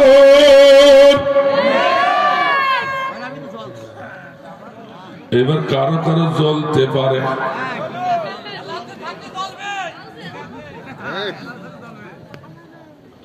তাহলে এই পর্যন্ত থাক না। এবার শুনুন, আল্লাহর আইনের বিপক্ষে যারা থাকবে একটা কারণ, কার আইনে? যেরকম কার আইন? আল্লাহর আইনের বিপক্ষে যারা থাকবে একটা কারণ। 2 নম্বর কারণ ওয়ায়াকুতুলুনান নাবিয়্যিনা বিগাইরিল হক। আল্লাহু আকবার। এখানেও মুজারের শিকার গতলার শব্দ যদি ব্যবহার করতে বাইছিয়ে যেতাম, মাটি শিকা ব্যবহার করলে আমরা বেঁচে যেতাম। এখানেও মুজারের শিকার। আল্লাহ বলছে সেদিন ওরা অন্যায় করে বিনা বিচারে নবী রাসূলদের হত্যা করেছিল, আল্লাহর আইনের বিপক্ষে ছিল, তাই তাদেরকে আমি ইহুদি লানত জাতিতে পরিণত করেছি। আজও যদি কেউ এরকম এই দুটি কারণ কারোর ভিতরে পাওয়া যায়, আল্লাহর আইনের বিপক্ষে থাকে আর নবী রাসূলকে যদি হত্যা করে, ওরা ইহুদির পাঁচ একটা গোলাপ হয়ে মরবে। আমি বলেছি না আল্লাহ বলেছে?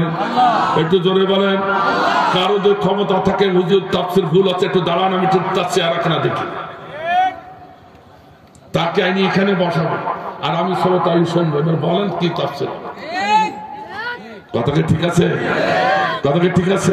তাহলে এটা যদি কোরআনের কথা হয়, তুই এত কষ্ট করে নামাজ পড়ছি, এত কষ্ট করে রোজা রাখছি, এত কষ্ট করে আল্লাহ আল্লাহ করছি, এত কষ্ট করে হাজ করে আসলাম, কিসের জন্য করলাম? আল্লাহর সন্তুষ্টি, আল্লাহর জান্নাতের জন্য। সে আল্লাহর সন্তুষ্টি, আল্লাহর জান্নাত না হয়ে যদি বানর শুকরে পরিণত হয়, তাহলে এই কষ্ট কেন করবো? কথা ঠিক আছে কিনা? প্রশ্ন ওঠে কিনা? সেজন্য আজকে পরিষ্কার করে দেব। রাগ হলে না একটা কথা অন্তত শুনিয়ে যান, বেশি শোনার দরকার, একটু শুনে হজম করো। আমার ভাইদের শুনুন, এখন বলো হুজুর আমরা বেশি গেছি, এটা কেন? আমাদের তো নবী আর রাসূলকে হত্যা করা লাগছে না, ইহুদির হওয়া লাগলো বেশি গেল। বড় হাদিসের মাঝখানে আমার রাসূল বললেন না উলামা ওয়ারাসাতুল আম্বিয়া, সুবহানাল্লাহ। নবী আমার বললেন আমি যখন থাকবো না, আমার আদর্শ আল্লাহর আইনে জমিনে প্রতিষ্ঠার জন্য যে আলেমগুলো নেতৃত্ব দেয়, ওরা সাধারণ আলেম নয়, ওরা হলো নায়েবে রাসূল। আর নায়েবে রাসূলকে ভালোবাসা, আমি রাসূল আমাকে ভালোবাসা হয়। নায়েবে রাসূলকে শ্রদ্ধা করা, আমি রাসূল আমাকে শ্রদ্ধা করা হয়। নায়েবে রাসূলকে কষ্ট দাও, নায়েবে রাসূলকে হত্যা করা, আমি রাসূল আমাকে হত্যার কথা কয় না, হত্যার সমান কথা কয় না। এই কথা বলে না কেন? এদেশে কি নায়েবে রাসূল আছে? আমার বেতন মামুনুল হক নায়েবে রাসূল, সরমনা বিশ্বের ফজলুল হক করিম তিনি নায়েবে রাসূল, রবিকুল ইসলাম নায়েবে রাসূল, অসংখ্য নায়েবে রাসূল বাংলার জমিনে আছে। তার ভিতরে অন্যতম শ্রেষ্ঠতম নায়েবে রাসূল ছিলেন আল্লামা শহীদ মরহুম দেলওয়ার হোসেন সাঈদী রাহিমাহুল্লাহ।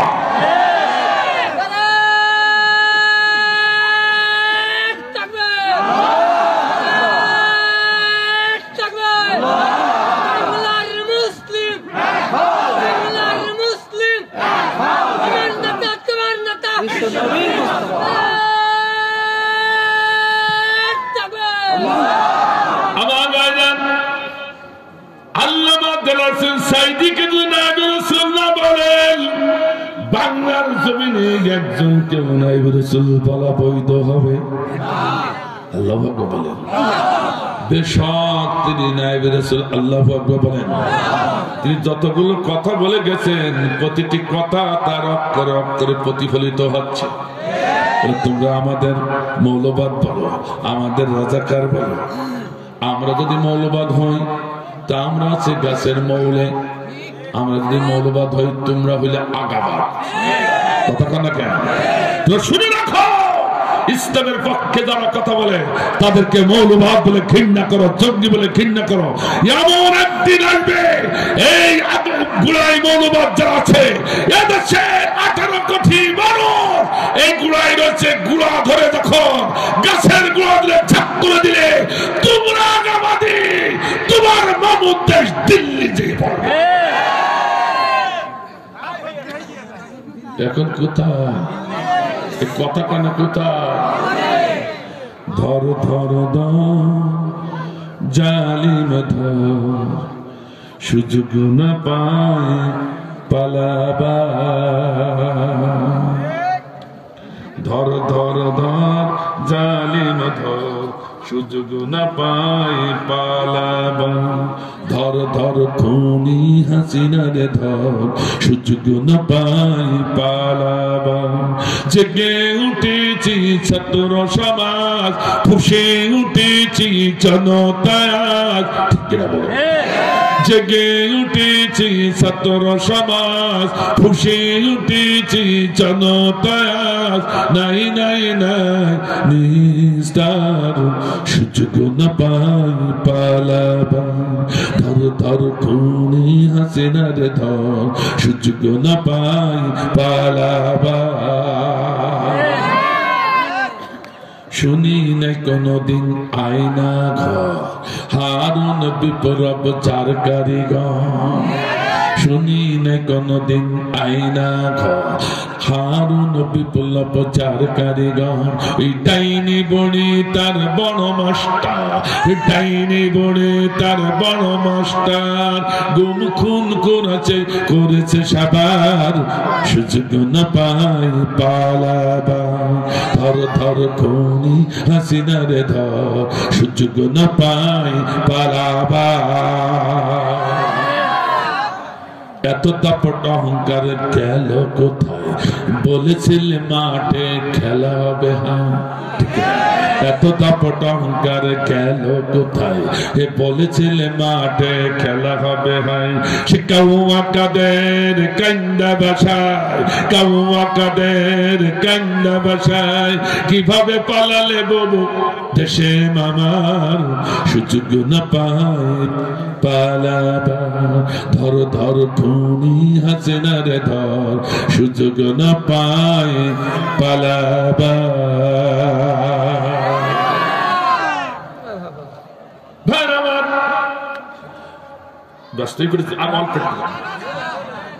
আমার বাজান এখন আল্লামা সাঈদীকে মারা হলো না সে মারা গেল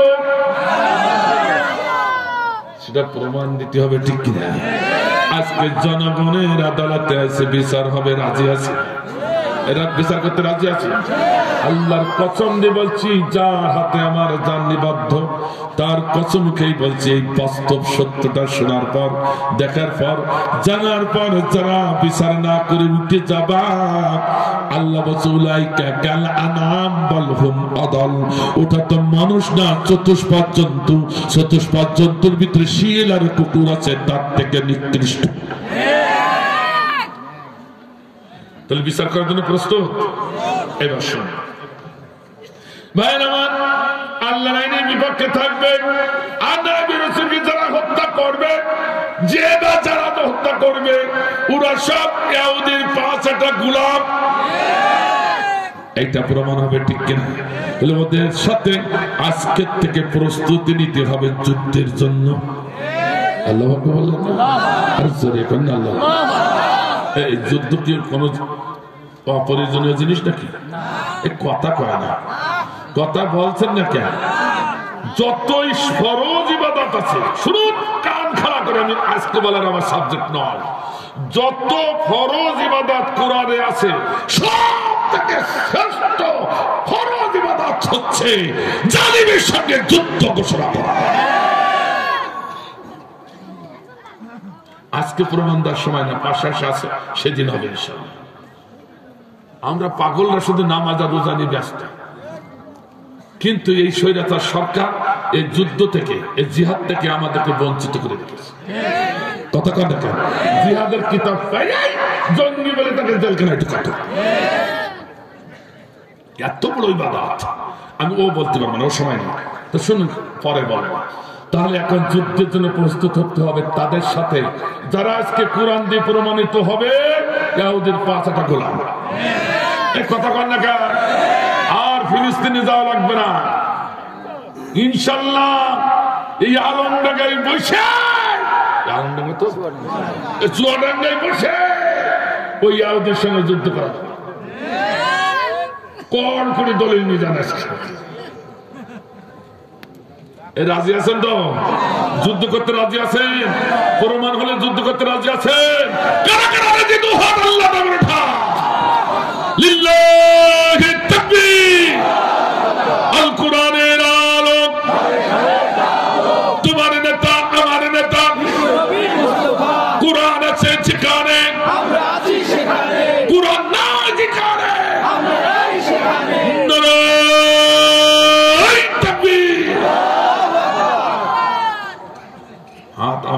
কিছু করেননি আল্লাহর সম্মুখে। এবার শুনুন, দুইজনের ডাক্তারের কথোপকথন। একটা আছে পিনাকি ভট্টাচার্য, ইন্টারনেট খুললে যুবক এখনই পেয়ে যাবেন। আর একটা হচ্ছে মুস্তফা জামান স্যার। পিনাকি ভট্টাচার্য মুস্তফা জামানকে ডেকে বলছে, মুস্তফা জামান স্যার, তুমি যে মেডিকেল, ঢাকা মেডিকেলে পড়েছো, আমিও সেই মেডিকেলে পড়েছি। আমি ছিলাম সিনিয়র, তুমি ছিলে জুনিয়র। তুমি নাই বিজ্ঞ ডাক্তার, আমি না হয় একটু নর্মাল ডাক্তার। তোমার কাছে আমার জানার বলে লিপসা ইচ্ছা। কি? ও মুস্তফা জামান স্যার, বলো বলো বলো দেখি, একজন স্ট্রোকের রোগী তার আচরণটা কেমন হবে? কথা কি বুঝতেছে? পিনাকি ভট্টাচার্য দেখে বললেন, ও মুস্তফা জামান স্যার, তুমি তো বললে মুসলমানদের কোরআনের পাখি নায়েবে রাসূল আল্লামা সাঈদী স্ট্রোক করেছে, তাই তাকে জেলখানা থেকে বের করে তুমি কোথায় ঢুকালে? গাজীপুর হসপিটালে। কিন্তু আমরা কি দেখলাম, যেদিন গাজীপুর হসপিটালে ঢুকলো সেদিন জোহরের সময় সমস্ত কয়েদি ভাইদেরকে তিনি ডাকতেছেন, ও আমার মুসলিম ভাইরা, আসো আসো, নামাজ পড়া ফরজ, আমরা একসাথে জামাতে নামাজ পড়ি। আল্লাহু আকবার। সমস্ত পুলিশ ভাইদের ডাকলেন, জেল কর্মকর্তাদের ডাকলেন, আসো আমরা একসঙ্গে জামাত করে নামাজ পড়ি। আল্লাহু আকবার বলেন। সেদিন তুমি দাঁড়িয়ে নামাজ পড়লেন, শুধু দাঁড়িয়ে নামাজ পড়েননি, তিনি নামাজের ইমামতি করলেন। পুলিশ ভাইরা তার পিছনে দাঁড়িয়ে দাঁড়িয়ে কেদা করলো। আল্লাহু আকবার।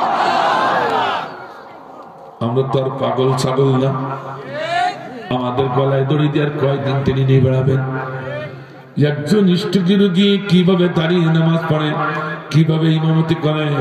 ও মুস্তফা জামান স্যার, তোমার ডাক্তারি বিদ্যার ভলিউমে কোন অধ্যায় কোন অনুচ্ছেদে একটু লেখা আছে, আমার একটু দেখা। কথাটা বুঝতে পারছেন? কি অমানবিক নির্যাতন দেওয়া হয়েছে, একটু শুনুন। এরপরও যদি মুসলমানের অনুভূতি জাগ্রত না, অনুভূতি মারা যায়, ওটা আসলে মানুষ না, ওটা গরু। বড় কষ্ট করে বলছি, আল্লাহ কেন গরু বলছে?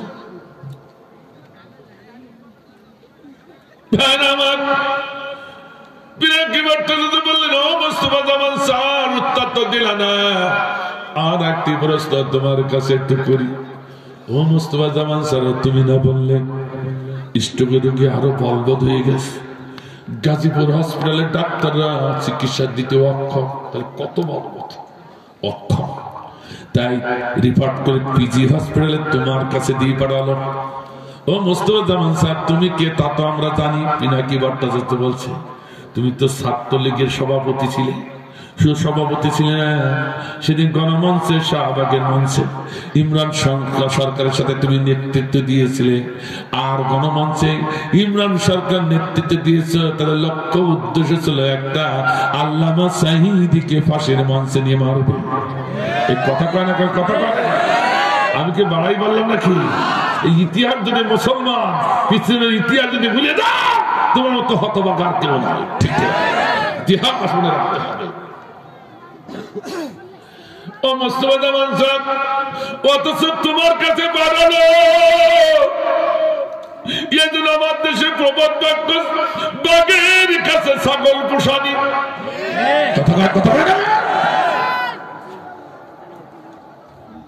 আমি তোমার ব্যক্তিগত ব্যাপারে প্রশ্ন করবো না, কিন্তু তোমাকে জানতে চাই, আহা, ডাক্তারি বিদ্যায় কোন অপশনে লেখা আছে? তুমি একটু দেখাও। বলবৎ হয়েছে, তুমি বললে, তোমার কাছে পাঠালাম। কিন্তু আমরা কি দেখলাম? শুধু বাংলাদেশের মানুষ দেখে নাই, গোটা পৃথিবীর মানুষ দেখেছে। বিশ্বনন্দিত আলেন, উনি হাইস গাড়িতে আসলেন, যখন উনি নামলেন নিজে হেঁটে নামলেন, উনি সালাম দিলেন।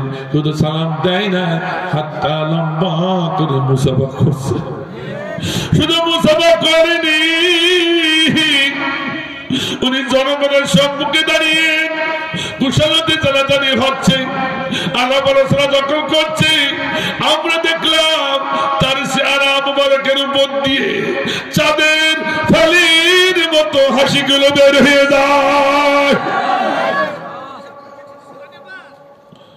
ও মুস্তাফা জামান স্যার বলো বলো, একজন ইষ্টগুরুকে বলবৎ হয়ে গেছে, তার চেহারা পথ দিয়ে কিভাবে হাসি গুলো ফেটে বের হয়, সে কিভাবে মানুষকে সালাম দেয় আবার মুসাফা করে, সে কিভাবে হেঁটে নামে। মুস্তাফা জামান স্যার, তুমি ডাক্তারি বিদ্যায় কোন অপশনে কোন অধ্যায় পেয়েছে একটু দেখা। দেখাতে তো পারলে না। আর একটা প্রশ্ন, এটা করবো নাকি?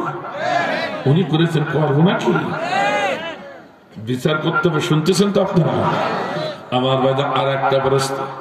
ও মুস্তাফা জামান স্যার, তুমি বললে আহা আইসিইউর ভিতরে রয়ে গেছে, উনি গ্লাসের ভিতরে নাকে নাক পোষ লাগানো শোয়ানো,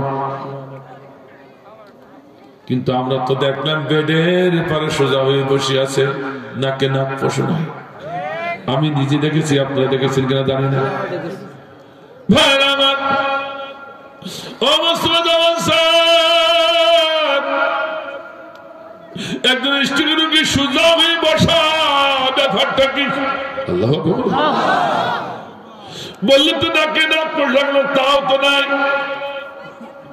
তবে তিনি চিন্তাশীল ছিলেন, মাথাটা নিচু করে বসেছিলেন, তারও কারণ আছে। তিনি তো আমাদের মতো আলেম না, তিনি আল্লামা। যত কথা বলেছেন সব অক্ষরে অক্ষরে প্রতিফলিত হচ্ছে, ঠিক কিনা ধরে বলে? ওগুলো আমি যেতে পারবো না, কিন্তু তাই তো তিনি বুঝতে ফেলেছেন। আজ 2 দিন তাকে ঘোরানো হচ্ছে হসপিটালে। তিনি বারবার বলছেন, এ ডাক্তার ভাইরা, এই হসপিটালে আমাকে এইভাবে টেনে নিয়ে বেড়ানো হচ্ছে, আমি সঠিকভাবে নামাজ পড়তে পারছি না। বরং আমার তো তেমন কোনো রোগ হয় নাই, আমাকে জেলখানায় পড়ানো হোক, আমি নির্বিদ্যে নির্জনে আমার মালিকের কাছে সিজদা দিয়ে মালিকের সাথে কথা বলবো। কত আবেদন করেছি, কোন আবেদন তারা মানে নাই। শেষের দিন সকাল থেকে সন্ধ্যা পর্যন্ত তার পরিবারের একটা মানুষ তার সঙ্গে দেখা করতে আসলো না। কিন্তু আল্লামা মানুষ কেন আসে? আহা, সকাল থেকে সন্ধ্যা পর্যন্ত এতটুকু খাবার তাকে খেতে দেওয়া হয় না। তৃষ্ণার জন্য কয়েকবার পানি চাওয়া হয়েছে, তৃষ্ণা মিটাবার জন্য এতটুকু পানি দেওয়া হয় না। এত মানুষ না, এত শিবারের থেকে আরো বড় জালিম ঠিকরা। আর তার নাম বললে তোমার গা জ্বলে, সেই শহীদের নাম বললে তোমার গা জ্বলে। কিছু না হোক, আজকে শুনে যান আমার ভাইরা। তার বার কি হলো? এবার উনি এমন বসে আছে। ও মুস্তাফা জামান স্যার, আমরা দেখলাম সোশ্যাল মিডিয়ায় তুমি দৌড়িয়ে যে একটা সুচ ফুটাইয়া দিলে, সুচ ফুটানোর সঙ্গে সঙ্গে সিরিঞ্জের মাধ্যমে উনি বেডের পরে পড়ে গেল। কালেমা পড়তে পড়তে দম থক করল। ইন্না লিল্লাহি ওয়া ইন্না ইলাইহি রাজিউন। ও মুস্তাফা জামান স্যার পৃথিবীর সব দপ্তর জানে, স্টেজে রোগীর গায়ে সুচ ফোটানো যায় না। সুচ ফোটাতে হলে ডাক্তারদের পরামর্শ সভা বসাতে হবে, পরীক্ষা নিরীক্ষা যাচাই বাছাই করে তারপর সুচ ফোটাতে হবে। তুমি সুচ ফোটালে পরীক্ষা নিরীক্ষা করেছো, সার্টিফিকেট গুলো গই, তুমি ডাক্তারদের নিয়ে পরামর্শ সভা বসাইছো, সে সার্টিফিকেট তো দেখাও। দেখাতে যখন পারলে না, এখন তো বিশ্বের মানুষ সকালেই বলেছে, প্রমাণ হয়ে গেল ওই সুচের ভিতরে মেডিসিন ছিল না, বিষ প্রয়োগ করে বাংলাদেশের দাউদ জনতার নামে রাসূলকে তুমি হত্যা করেছো।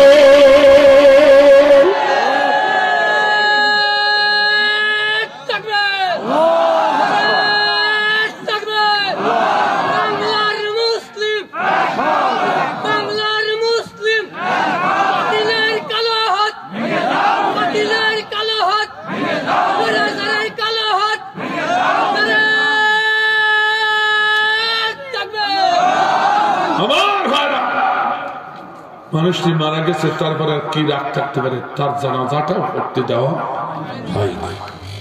এইবার আল্লাহ বলছে মাকারু মাকার আল্লাহ আল্লাহু খায়রুল মাকিরিন। এতদিন ষড়যন্ত্র করেছি আমার পুত পবিত্র গোলামদের বিরুদ্ধে, আমি আল্লাহ আর ধৈর্য ধারণ করবো না, এবার আমি রাজনীতি হাতে নিলাম। আল্লাহ আকবার বললেন না? আর আল্লাহ আকবার। আল্লাহ বলছে আমি স্বৈরাচারকে কাফেরকে ছাড় দিই তা ছেড়ে দিই না। ইন্না বাচ্চা রব্বিকা লাশাদীদ, যখন আমি পাকড়াও করব আমার হাত থেকে কোন স্বৈরাচার রেহাই পাবে না। কথা কার?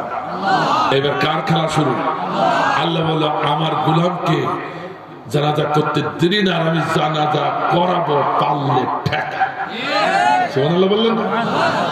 আমার ভাইজান বাংলাদেশে হয়েছে 30টি দেশে 30 লক্ষ গায়েবানা জানাজা হয়েছে। আল্লাহু আকবার বললেন না? পৃথিবীর ইতিহাস বেড়ে ইসলামী স্কলাররা বলেছেন এটা কোন মানুষের দ্বারা সম্ভব না, এ সরাসরি গায়বী মদদে হয়েছে। আল্লাহু আকবার বললেন না? এত জানাজা এটা মানুষের দ্বারা সম্ভব না। আল্লাহু আকবার। তারপর 3টি গায়েবানা জানাজা হয়েছে বাইতুল্লাহ শরীফ, মক্কা শরীফে রাসূলের জামানা থেকে পর্যন্ত। 3 নম্বর গায়েবানা জানাজা হলো বিশ্ব নন্দিত আলেম আল্লামা দেলাওয়ার হোসেন সাঈদী। আল্লাহু আকবার। আমি 14 আগস্ট তিনি শাহাদাত বরণ করেছেন ওই বাতিলের স্বৈরাচারের হাতে। সেদিন থেকে গোটা বাংলাদেশে আমি বলেছি এই স্বৈরাচার যখন বিশ্ব নন্দিত আলেমকে শহীদ করলো, গোটা বিশ্বে যখন জানাজা হলো, তখন আল্লাহর পাকড়াও শুরু হয়েছে। আল্লাহর হাত থেকে বাঁচতে পারবে না। ঠিক 1 বছর না যেতে 5 আগস্টে প্রথম আল্লাহ বলছে কুল সিরু ফিল আরদ সুম্মা নজুরু ওয়া কাইফা কানা আকিবাতুল মুকাদ্দিমিন। পৃথিবীতে ঘোরো, দেখো এই সমস্ত কাফের নাস্তিক স্বৈরাচারদের অবস্থা দেখো, যারা যুগে যুগে আল্লাহ আল্লাহ রাসূলকে অস্বীকার করেছে, কোরআনের ফকের মানুষদের যারা অস্বীকার করেছে, তাদের পরিণতি থেকে শিক্ষা নাও, নতুন করে ইসলামের পক্ষের কোরআনের পক্ষের মানুষের বিরুদ্ধে যদি স্বৈরাচারী করো এমন অবস্থা তোমার হবে। কথা কার? কথা ঠিক আছে তো? তাহলে স্পষ্ট হয়ে গেল একটাও মানুষ না ইহুদির বাচ্চা। এ কয় না কেন? কয় না ও শেখ হাসিনা শুধু না, ও কাওয়া কাদের, সে ব্যারিস্টার সুমন কোথায়, তারা এখন সিদ্ধ ডিম ঢকছে, ঠিক কিনা? কতজন আছে আল্লাহ ভালো জানে। সব ওই ইহুদির 5টা গোলাম, এদের বিরুদ্ধে যুদ্ধ করা, জিহাদ করা মুমিনদের জন্য ওয়াজিব হয়ে গেছে, ঠিক আছে? কত কি বুঝতে পেরেছেন? তবে হ্যাঁ, রাসূলের আরেকটা বাণী শোন, আরেকটা বাণী। আমার কত বড় মানবিক নেতা আমার রাসূল, সুবহানাল্লাহ। তিনি মক্কা বিজয়ের পরে 17 জনের নাম লিখে দিয়েছিলেন। এই 17 জন স্বৈরাচার শিকারে পাবে, শিকারে কত জায়গায় কত কথা কয় না কেন? চট করে আসবে, আইসি দেখ, আইসি দেখ, চট করে। আমার ভাইজান, কিন্তু রাসূল আবার কত বড় মানবিক নেতা। রাসূল বললেন হে আমার উম্মত মুহাম্মাদী, কেউ বুঝে না বুঝে চাপে পড়ে যদি ওই দলে যায়, চাপে পড়ে গিয়েছিল, দল করেছিল, এখন যদি তারা ফিরে আসে, ওদের সঙ্গে আমাদের কোনো মারামারি নাই, হাতাহাতি নাই, আক্রোশ নাই, ওরা আমাদের ভাই। এই যে আমনিক ভাইদেরকে বলবো, যে নেতাগুলো আপনাদের ফেলে রেখে পালাইছে, ওই নেতার নাম আর স্মরণ করেন না। কপালটা যদি ভালো করতে চান, কোরআনের ছায়াতলে চলে আসুন। আমার ভাইজান, বিশ্ব নন্দিত আলেমের কে নিয়ে একটি নাশিদ বলেছিলাম, লিখেছিলাম আমি, এক কলি বলি। কোরআনের পাখি আল্লামা সাঈদী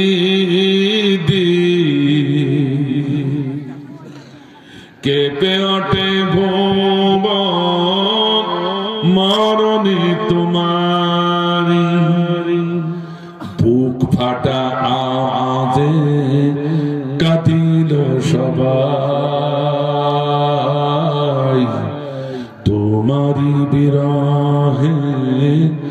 কাঁদে বিষম